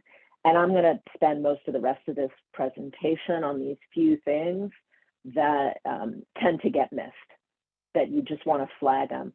And so a lot of the rest of this presentation, it's not so much for you to understand the details of what I'm saying as to say, oh, that's a thing I need to flag. And I just need to make sure that the tax preparer doesn't miss that they take the time to look up the special rule for that thing. All right, so here we go. Here's taxable income generally. The Internal Revenue Code starts with all income from whatever source derived, all of it comes onto your tax return somehow, unless there's some specific exemption. The question is, where does it go? And how is it treated? We talk about income, but what we often really mean are losses or negative income, because losses offset other income. So if you have sort of the ideal farm situation, you have one spouse who's working on the farm business all the time, and another spouse who's working in another paid job all the time. The spouse with the paid job is getting a W-2, they're having taxes withheld. The spouse who's improving the farm, building the farm business, at least in the first years, that farm business is losing money. As long as it's not a hobby, as long as it's truly an intent to profit business, the losses from the farm offset the income from the wages. That tax savings is really financially significant, either to cash flowing the family's basic living costs or to being reinvested back into the farm. So again, the IRS wants to limit those losses. First way they limit is through that hobby loss rule. The second way they limit, well, second through 29th way There are many detailed rules about how losses are limited. So I don't want to go into the detailed rules for the loss limitations. I just want to flag for you that that's where the action is from the IRS's perspective, is when you're taking losses against other income. So here's a simplified vision of the tax formula. Wage income, interest and dividend income, capital gains and losses. Remember I said when you sold farm equipment, it's reported separately on a separate form. There it is, that's capital gains or losses. The gain or loss from sale of equipment is taxed differently than your other farm or ranch activities. The other farm or ranch activities are what's called self-employment income. Someone asked about that way early. Talk about self-employment income. Here we are, we're going to talk about self-employment income for a while. So farming and ranching or other Schedule C activities are subject to self-employment income. Capital gains and losses are not. They're taxed as capital gains. It's its own tax rate. Rents and income from other pass-through entities may or may not be subject to self-employment income. That's the tricky one. That rent and income from pass-through entities is the one that it's maybe not self-employment. You have to really know exactly what's going on. All those things together are your adjusted gross income. And then from that, you take either a standard deduction right off the table, or you take itemized deductions, which there's a number. I'll walk you through what the specific itemized deductions are. That's an either or. And on top of that, post 2017, there's this new deduction called a qualified business income deduction. That relates to self-employment tax. So give me a second, I'm going to come back to qualified business income deduction, but it's a new special deduction that relates to self-employment income. That gives you income subject to income tax. Calculate your income tax on that. And then you have to add to that income tax number, you add the self-employment tax. So the tax due is a combination of income tax plus self-employment tax. And then the estimated tax payments you may have made during the year come out, and the remainder is what is due or refund that you can take home or have applied to next year. I want to go into this in a little more detail and really explain what the self-employment tax is about, because this is one of the most significant things you need to understand if you're self-employed, and it's one of the most significant things that you can plan for in doing your taxes. So think about your W-2 wage earnings. Think about the first time you got a paycheck and you were so horrified at how much smaller it was than you thought what you were going to get, right? Because they'd taken all these taxes out. For sure, they took out Medicare and Social Security. Probably your first paycheck, you were, a kid and didn't have that much money, and they weren't even taking any income tax out because you weren't going to owe income tax. But they took out Social Security and Medicare. That's your half. Your employer paid their half. Those funds went into the Social Security and Medicare accounts, and hopefully they're waiting for us there when we're ready to use them. Employee half, employer half. Now you're older and you're self-employed. You are the employee and you are the employer. And the public policy is we don't want people not paying into Social Security and Medicare because it's really bad when people reach old age and they have no Social Security and Medicare. So we want to encourage people to keep paying into Social Security and Medicare, or to start paying in, get paid in as soon as possible. So the self-employment tax puts you on the same footing as a person who has wages, paying in to Social Security and Medicare, but this time you're paying both sides. So that makes it 15.3%. And that's in addition to income taxes. Income tax and self-employment tax. So if you have modest income for the year, you might not owe any income tax at all, but you would still owe the 15.3% self-employment tax on the self-employment income coming from your Schedule C or your Schedule F, or possibly partnerships or other businesses that you're involved in. But for a long time, until the 2017 Tax Act, the first motivation of people who just didn't want to pay taxes of any kind for any reason was, let's lower my self-employment income because I don't want to be paying. That's the fastest way, right? It gets rid of income that I have to pay self-employment tax on, as well as income that I have to pay income tax on. So that's the fastest way for me to lower my tax bill. So people were very motivated to reduce their self-employment income.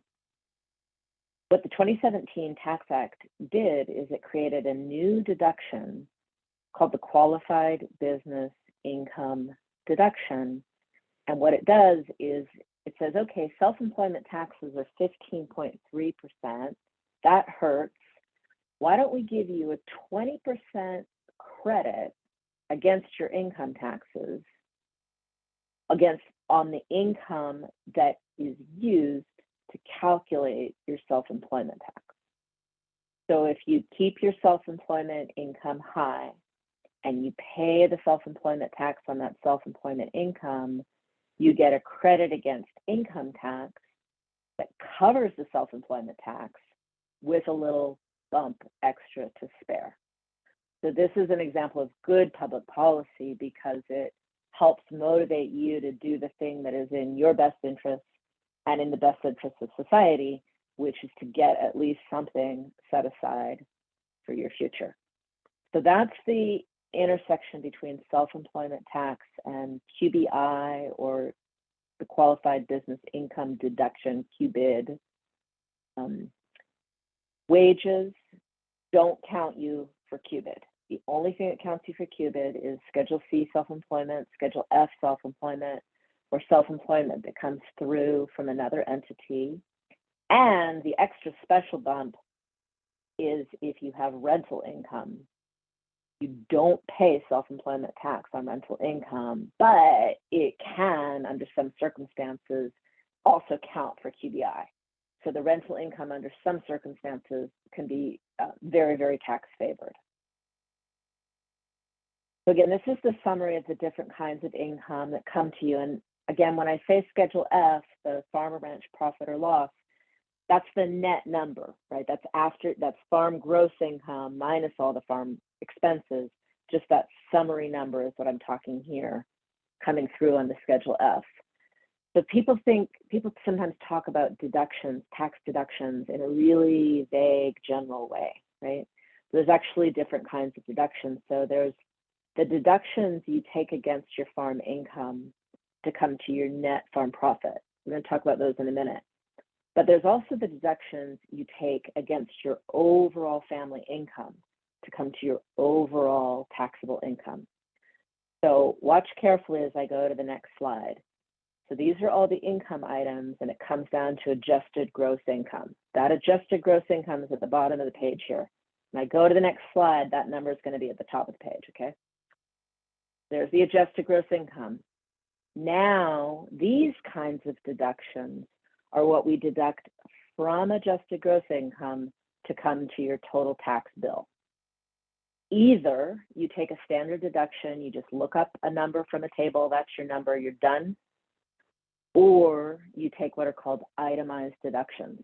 So I know everybody gets all sorts of solicitations from charities, right? Give us money, you can deduct it on your taxes. It's only half true, right? You can only deduct it on your taxes if you itemize on your tax return, and a lot of people do not itemize on their tax return. So you should still give to charity, but it's not really true that it's always a tax deduction. It really depends on your whole tax picture. Okay, for those of you who own the land where you farm a ranch or where you plan to farm a ranch, if you're still awake, if you're still here, pin your ears back, because this is the part that really matters and is going to save you money and make it worth it for you to have stuck it out this far, okay? Your itemized deductions on your personal income tax return are limited for state and local taxes to $10,000 per return. So that's a penalty against married people for sure. You're also limited on what you can deduct for mortgage interest on a home. Those limitations do not apply to the portion of that that is actually business taxes and business interest. You buy a property and you're only using 25% of it as your personal residence, the other 75% of it is actually your farm, you only have these limitations on the 25% of the property taxes that are personal. The rest of the property taxes that are business go on the Schedule F. They don't go on the Schedule A. And so this is a really important reason why, if you're in this situation, and we're going to talk about this some more on the other side of it a few slides from now, the details of how to separate farm and business use. But this will save you a lot of money, right? This will more than cover the cost of getting a CPA to walk you through how to do this properly. And when people do their own taxes, or don't get an engaged tax preparer who's asking the right questions, and they miss this, they cost themselves thousands and thousands in overpaid taxes. So that's the main thing I want to flag here for people who are living on a property that they're purchasing that's mixed personal and business. And again, I'm going to talk about that quite a bit more in a few more minutes. So this is the summary of how you get down to the total income subject to tax: adjusted gross income minus one of these deductions, and then also minus this qualified business income deduction is your total income subject to income tax, plus your self-employment tax. That's what you owe. They have covered this pretty well. This is just going back again over what does or doesn't qualify as QBI for that extra 20%. All right, so now I'm in the special rules section. So this is, I have half an hour left, right? Yes. Okay, good. So we're gonna just make this for some questions. All right, this is the last stuff I want to cover. This is the stuff that you don't have to follow everything I'm saying if you just flag this slide, right? These are the things that if you're using a tax preparer who's not expert in farm and ranch, be sure that you have a conversation about these items and that you're getting these items correct for farm and ranch, which could very easily be missed because they can be a little different from how they are in another business. All right, so the first one is self-rent. I'm not going to go into great detail here because this very much depends on how you're set up as an entity. But this is one of the things that would make an S corporation election make sense.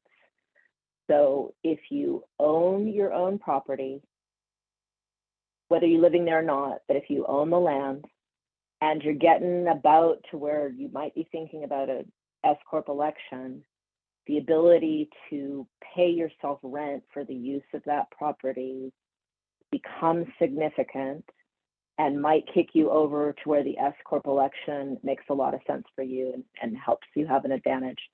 I'm just going to step aside from taxes for just a second and put parenthetically that the other reason you pay yourself rent is not for tax purposes, but it's for purposes of limiting legal liability. That's not a tax concept, that's a legal liability concept. But it is important for you to consider paying yourself rent and separating your operating entity from your land for liability reasons. And that's just an aside. I encourage you to think about speaking with a business attorney or possibly a personal and estate attorney about why you might want to do that. All right, here's the next topic, which is assets and depreciation. So what is an asset? I think Ashley just touched on it very briefly, but I'm going to focus on it some more here. Ashley talked about a bookkeeping system. So bookkeeping system, what's going on behind that system is what's called double entry accounting. That means there's two sides to every transaction. Assets are one of the things that you get out of a double entry accounting system is the distinction between an asset and an expense. An expense is something that when you spend the money, it's just gone. seed. You put it in the ground, but it's not a seed anymore. It becomes a plant or it rots. A tractor is an asset. You buy it, it sticks around for a while, right? The gas you put in the tractor, it gets burned up, it's gone. The tractor remains, right? So the tractor is an asset. It sticks around. Expense goes away. If you have a good bookkeeping system, if you have double entry accounting, you have a balance sheet.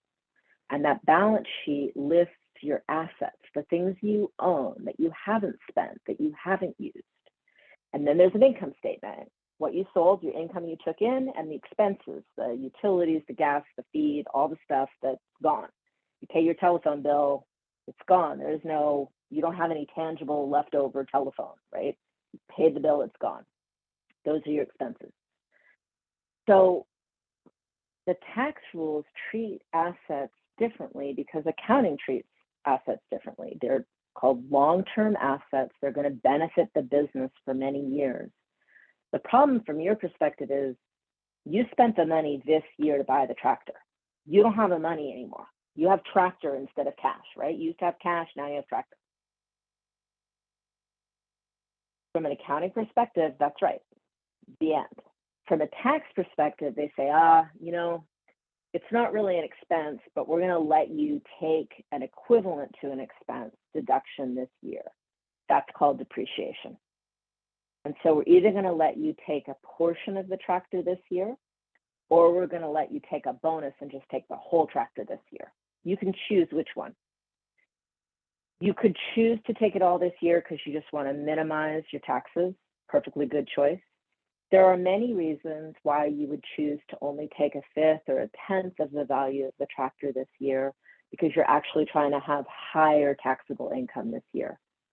We don't have time tonight to go into why you would choose higher taxable income in some years, but if you're working with a tax preparer, tax planner, you can have that conversation. There are absolutely times when that is a benefit.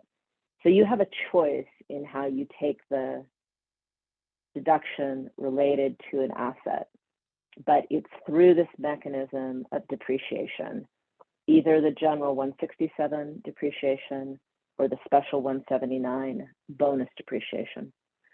There are significant additional, very complicated rules that pertain to a special type of depreciation for farm assets that are particularly, they come into play when you're planting orchards and vineyards.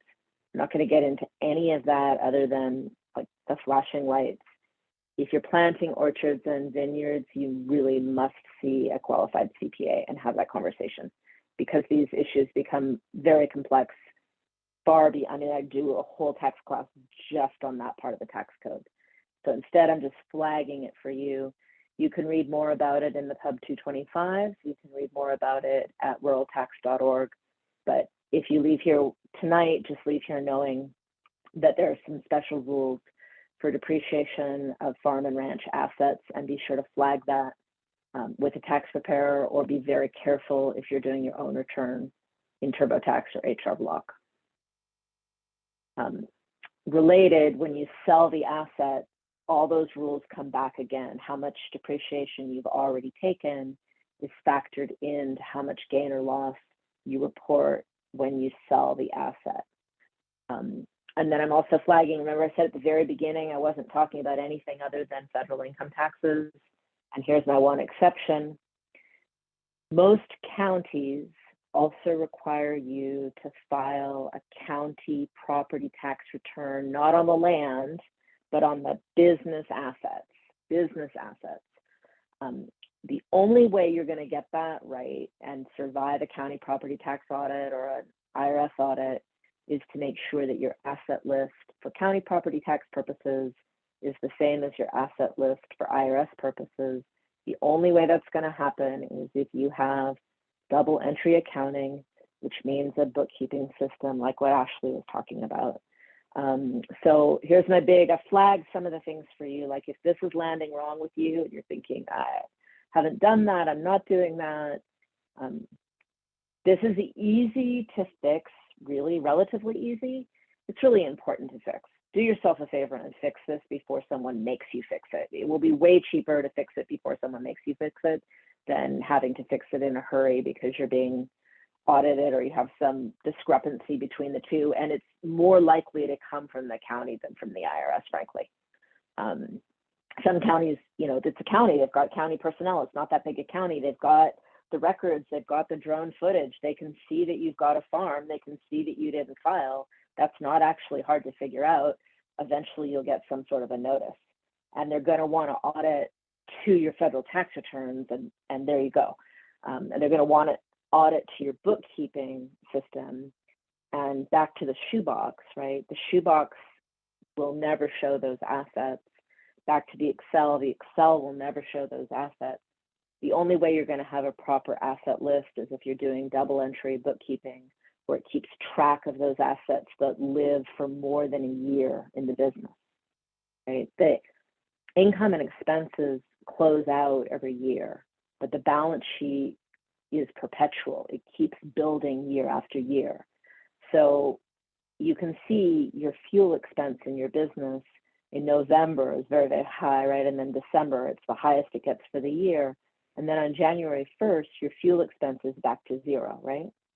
But the tractor on your balance sheet, it keeps going. It's there in 2022, and look, it's there again in 2023, because it's on the balance sheet where the things are that stick around. And that's the asset. So that's what I'm encouraging you to get that asset list straight, get it straightened out in your bookkeeping system, and make sure your bookkeeping system, your federal tax return, and your county tax returns are all telling the same story. Can be a chore to fix it, but really worth it before you grow any bigger and have any more assets. All right, this is the other tough one, inventory assets. So we're just talking asset is not an expense. Inventory is a special kind of asset. It's for something you still own at the end of the year, but it's also short term in that you plan to use or sell it in the following year. So it's not like a tractor that's going to stick around for a while. It's kind of short term. But the point is, you own it at the end of the year. It's not gone. It's not an expense. So first thing is that farmers and ranchers and fishers are not required to keep inventories for their growing crops or livestock, or in the case of fishing, unprocessed catch. That you could think conceptually it should be inventory. Yes, conceptually it should. Fancy accounting would make you keep it as inventory. IRS doesn't make you keep it as inventory. But you may need to keep inventory for supplies used in your operation. So if you've got, you know, thousands and thousands or hundreds of thousands or tens of thousands of dollars worth of seed, fertilizer, packing equipment on hand December 31st for use in the coming year, there are some special rules for how you have to treat that. And here we come back to value added, and I've been talking about the C and the F, right? The value added items for sale. Whether you put it on a Schedule C or on a Schedule F, if you have a substantial amount of value added product in inventory ready for sale, but you still own it on December 31st, that's an inventory problem of some sort that you need to flag. Because they're not exempt from the inventory rules because they're not raw farm or ranch products. They're food products or other inventory products. So back to the example of the person that's selling gift items at the farm store.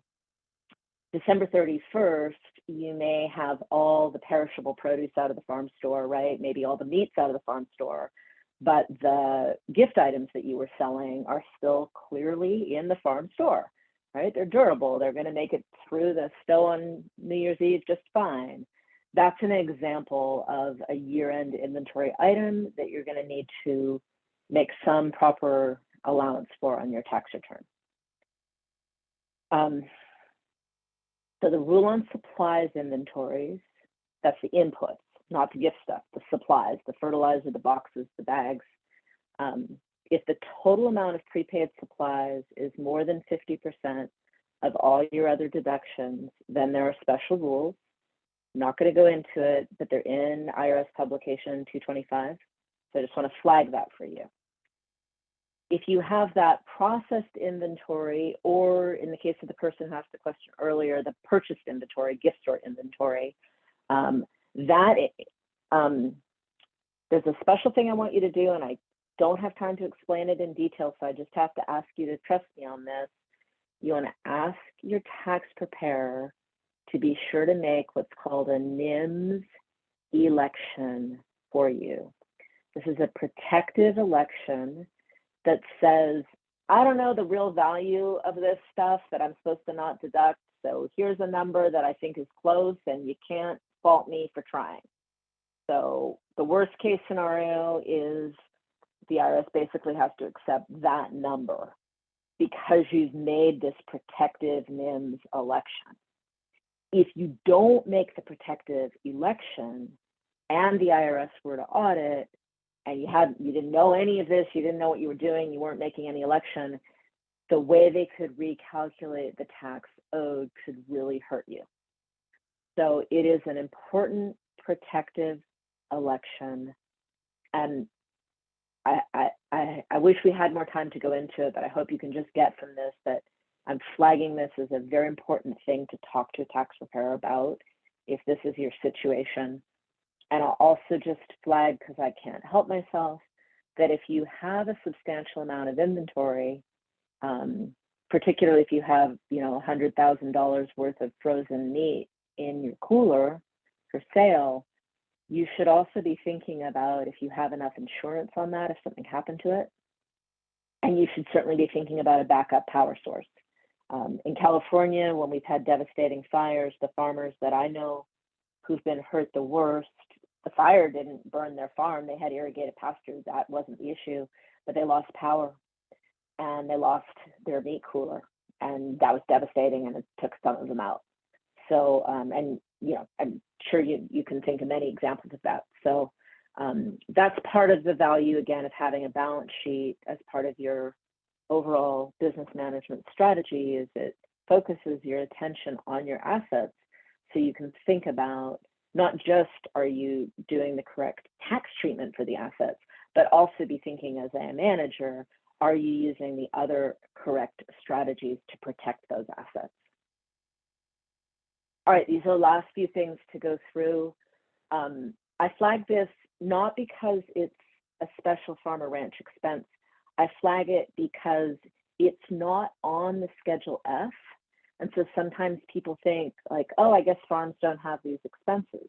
Not true.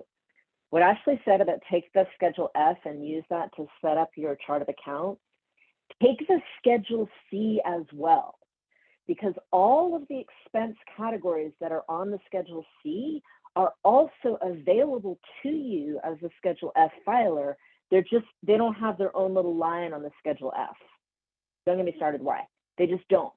You have to add all those manually to the end of your Schedule F. So I'm flagging this. It's a normal business expense. Any tax preparer knows how to do this, but don't skip it because you're a farmer and it's not on the Schedule F. All right, vehicle expense, same thing. I'm not going to go into it. There's a gazillion materials out there on vehicle expense. All I'm going to say is that the common way you do it is you have a business vehicle inside the business, the farm truck, doesn't leave the farm, drives around the farm, 100%, or does leave, it does deliveries, but all it does is work, right? 100% of everything associated with that vehicle is deducted on the Schedule F using the actual method, actual expenses deducted, but the owner also has a car, or the owner's spouse has a nice car, right? And sometimes the owner uses the nice car to go into town and run errands that are related to the business because they don't want to be running those errands in the ratty old farm truck.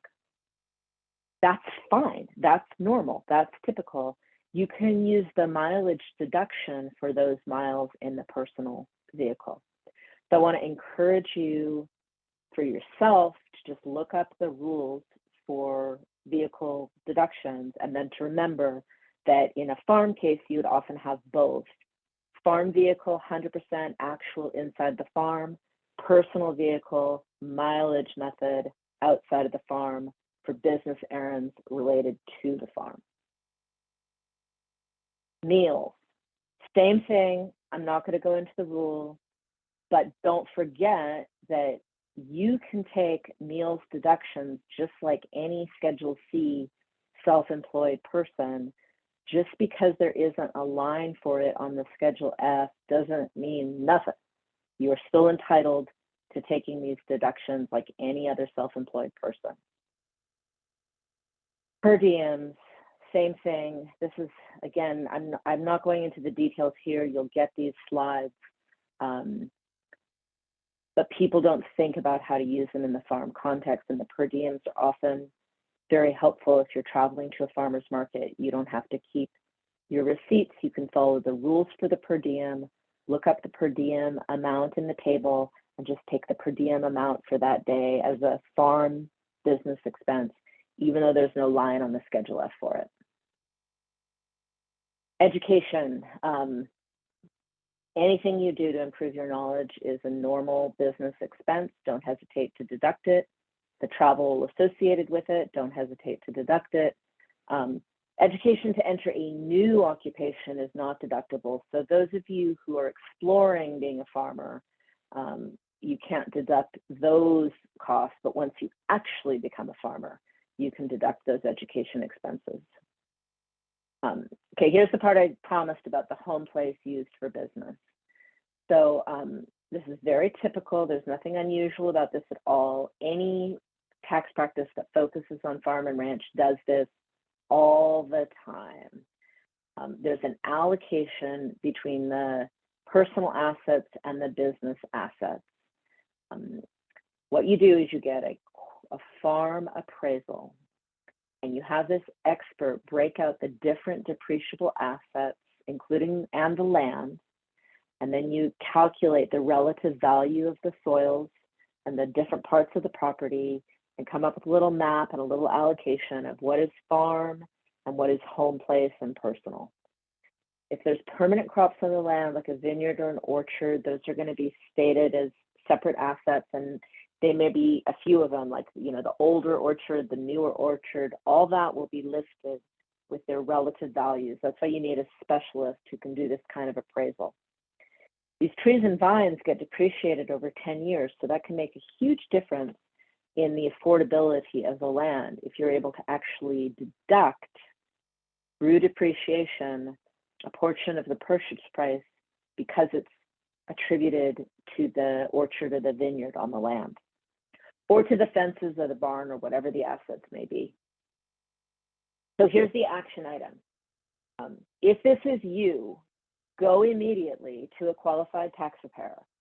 It's March, whatever. They're going to put you on extension. They don't have time to fix this for you this year by the tax deadline. Don't worry about it. Say thank you, go on extension, and let them work with you to get this fixed. It will save you thousands and thousands of dollars. And there's no way you won't save more in taxes than it will cost you to do it. No way. So it's really worth it.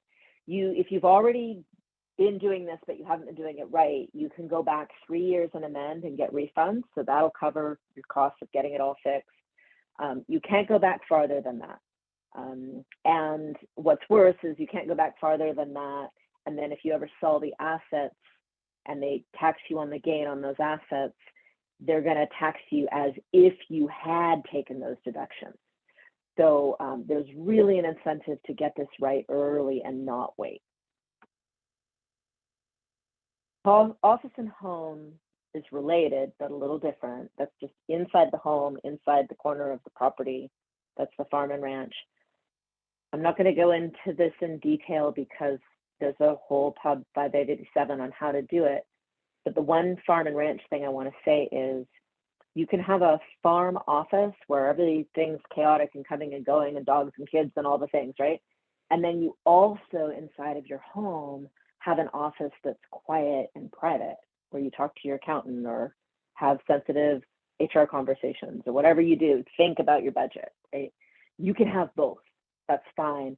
The home office, as long as it is a place where there's a substantial administrative or management function happening, it's okay that you have both of those offices. Last topic, startup costs. I know some of you are here in that startup phase. So keep track of expenses that would be regular business expenses. And in the first year that you have income, you can make an election to deduct your startup expenses. There's a special rule in how you deduct them. It's called amortization rather than a deduction. There's some limits on how much you can take in the first year. You take the rest over 180 months. But the key thing is you have to make the election by the due date of the first return that has income for that business. One shot, you miss it, it's gone. So again, one of the things I really want to emphasize for all of you that are here in the planning phase, congratulations. You're some of my favorite people. You make me so happy because I so often meet people who tell me they've been doing this stuff for 4, 5, 6, many years, but they didn't want to deal with taxes until they really felt like they had it together. And all I hear is they just completely lost years worth of deductions that would have been really valuable to them, and they can't go back and get them. So congratulations to all of you that are early adopters, and those of you who are late adopters, don't feel too bad. I'm just being sad with you.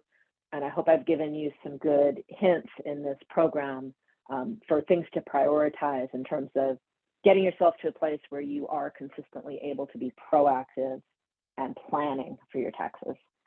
And with that, I've taken us almost to the very end, so there's only time for a few questions.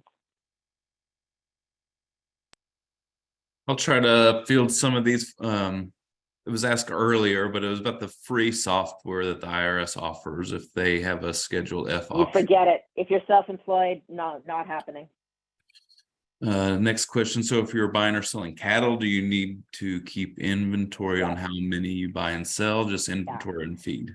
Cattle's a tricky one. So in the interest of time, first I would send you to Pub 225 where this is explained in detail. There's lots and lots of resources through ruraltax.org and through the Pub 225 on cattle. It's a little tricky with all livestock. There's livestock, breeding livestock, and livestock held for sale. And they're treated very differently. So that's a whole other tax class. So I'm just going to flag that as please go do a little bit more exploration because it's treated two different ways, and you do need to wrap your head around those two different ways that cattle may be treated. Very good. Just 3 more questions. Can we do cash basis instead of inventory basis? Yeah, that's a good question. And it used to, that question speaks to the heart of what is some of the most complicated stuff in tax accounting right now. Everything about that question is complicated. The definition of cash accounting has changed. The definition of inventory accounting has changed. I really can't answer that question quickly because it is a very fraught legal question. So I have to just say for tonight, keep it flagged and definitely bring that to a tax expert or go do a little bit more research and look for more resources to be coming. Over the coming year, we will definitely be providing more resources on that very important and complicated question. But for now, NIMS election is your friend. Cash basis or not, NIMS election is your friend.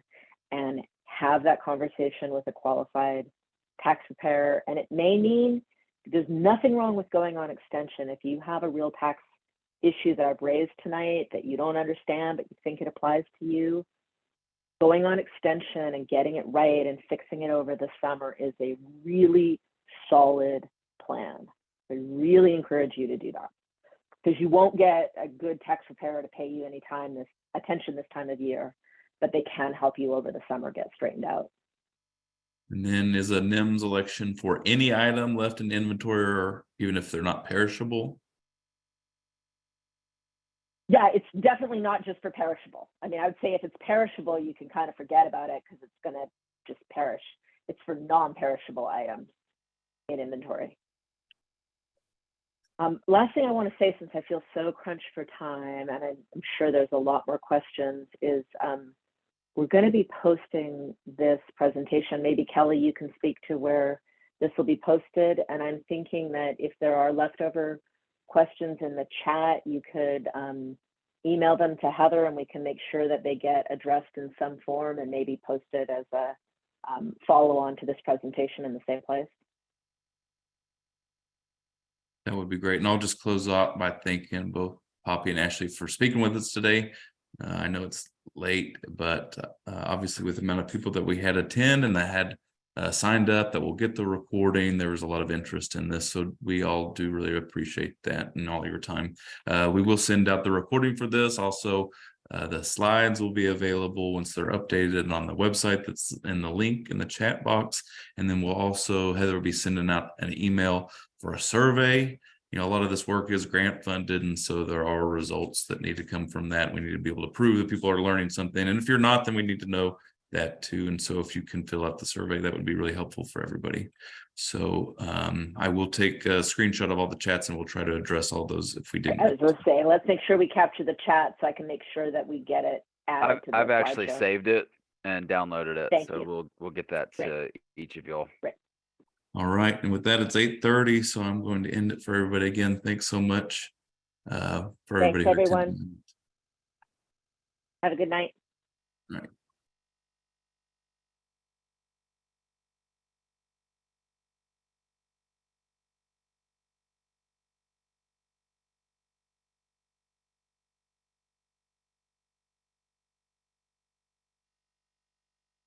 All right, Colin, you got everything you need?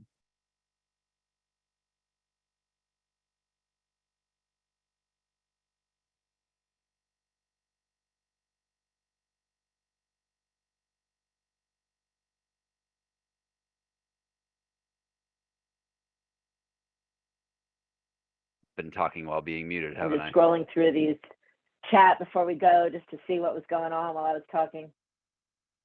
Yeah. So I really other only notes? think there was one question that wasn't addressed, and it was very specific about Yeah. I'd uh, still love to see the chat because it would also help me just know like what's out there, and it would just be a good exercise for me to make sure I cover some of that stuff. Thank you. It was an interesting group. I could tell from what little I got that it was an interesting group. Man, I learned right, a thanks. lot. right. Bye, Poppy. Hey, Thank you. I had a quick question real before you go. Yeah. So you're talking about that hobby law when you're having to prove to the IRS this profit, intention. And when I Yeah. think of that, I think, well, the IRS only wants to see the numbers. They only want to see financial documents. But could, like, let's say one of these farmers had gone to like a small business innovation center and developed a farm plan, or they worked with a consultant and had a plan. Is that something that could be used to prove? Absolutely. It's actually the hobby loss rules. There's like 9 or 12 things they'll look at. And the rule says everywhere, no single factor is determinative. Okay. But when you're talking to Poppy Davis, she's going to tell you that the single most important thing you can have is bookkeeping. Right. And I'll let a judge disagree, but they will absolutely look at all those things. And if you don't have the bookkeeping, but you have all the other things, you could possibly get the judge to be on your side. But I'm just saying, if you have the bookkeeping, it'd be a lot easier. Yeah, but in addition to bookkeeping, then you're golden. Then you're golden. If you've got all that, a business plan, bookkeeping, it's open closed, you're good. Very good. Well, I'm going to try to find this file. If it downloaded, it may have downloaded to Ryan since he's actually the host. So if I can't find them, I'll get in touch with you, Ryan, but we'll at least have those out by tomorrow. Great. All right, thanks again. I hope I'm asked back sometime. It was a fun group. I could tell, even though I got the vibe through the Zoom that it was a good group. I think so too. Have a good night. Thank you so much. Right. Take care. Bye.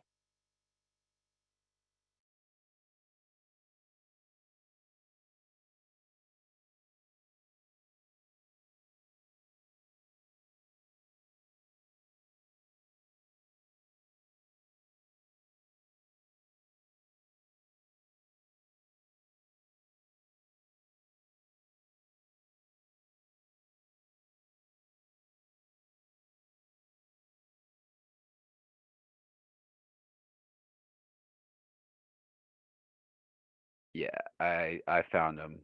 So I got them downloaded. I'll go email that to everybody. So I'm good.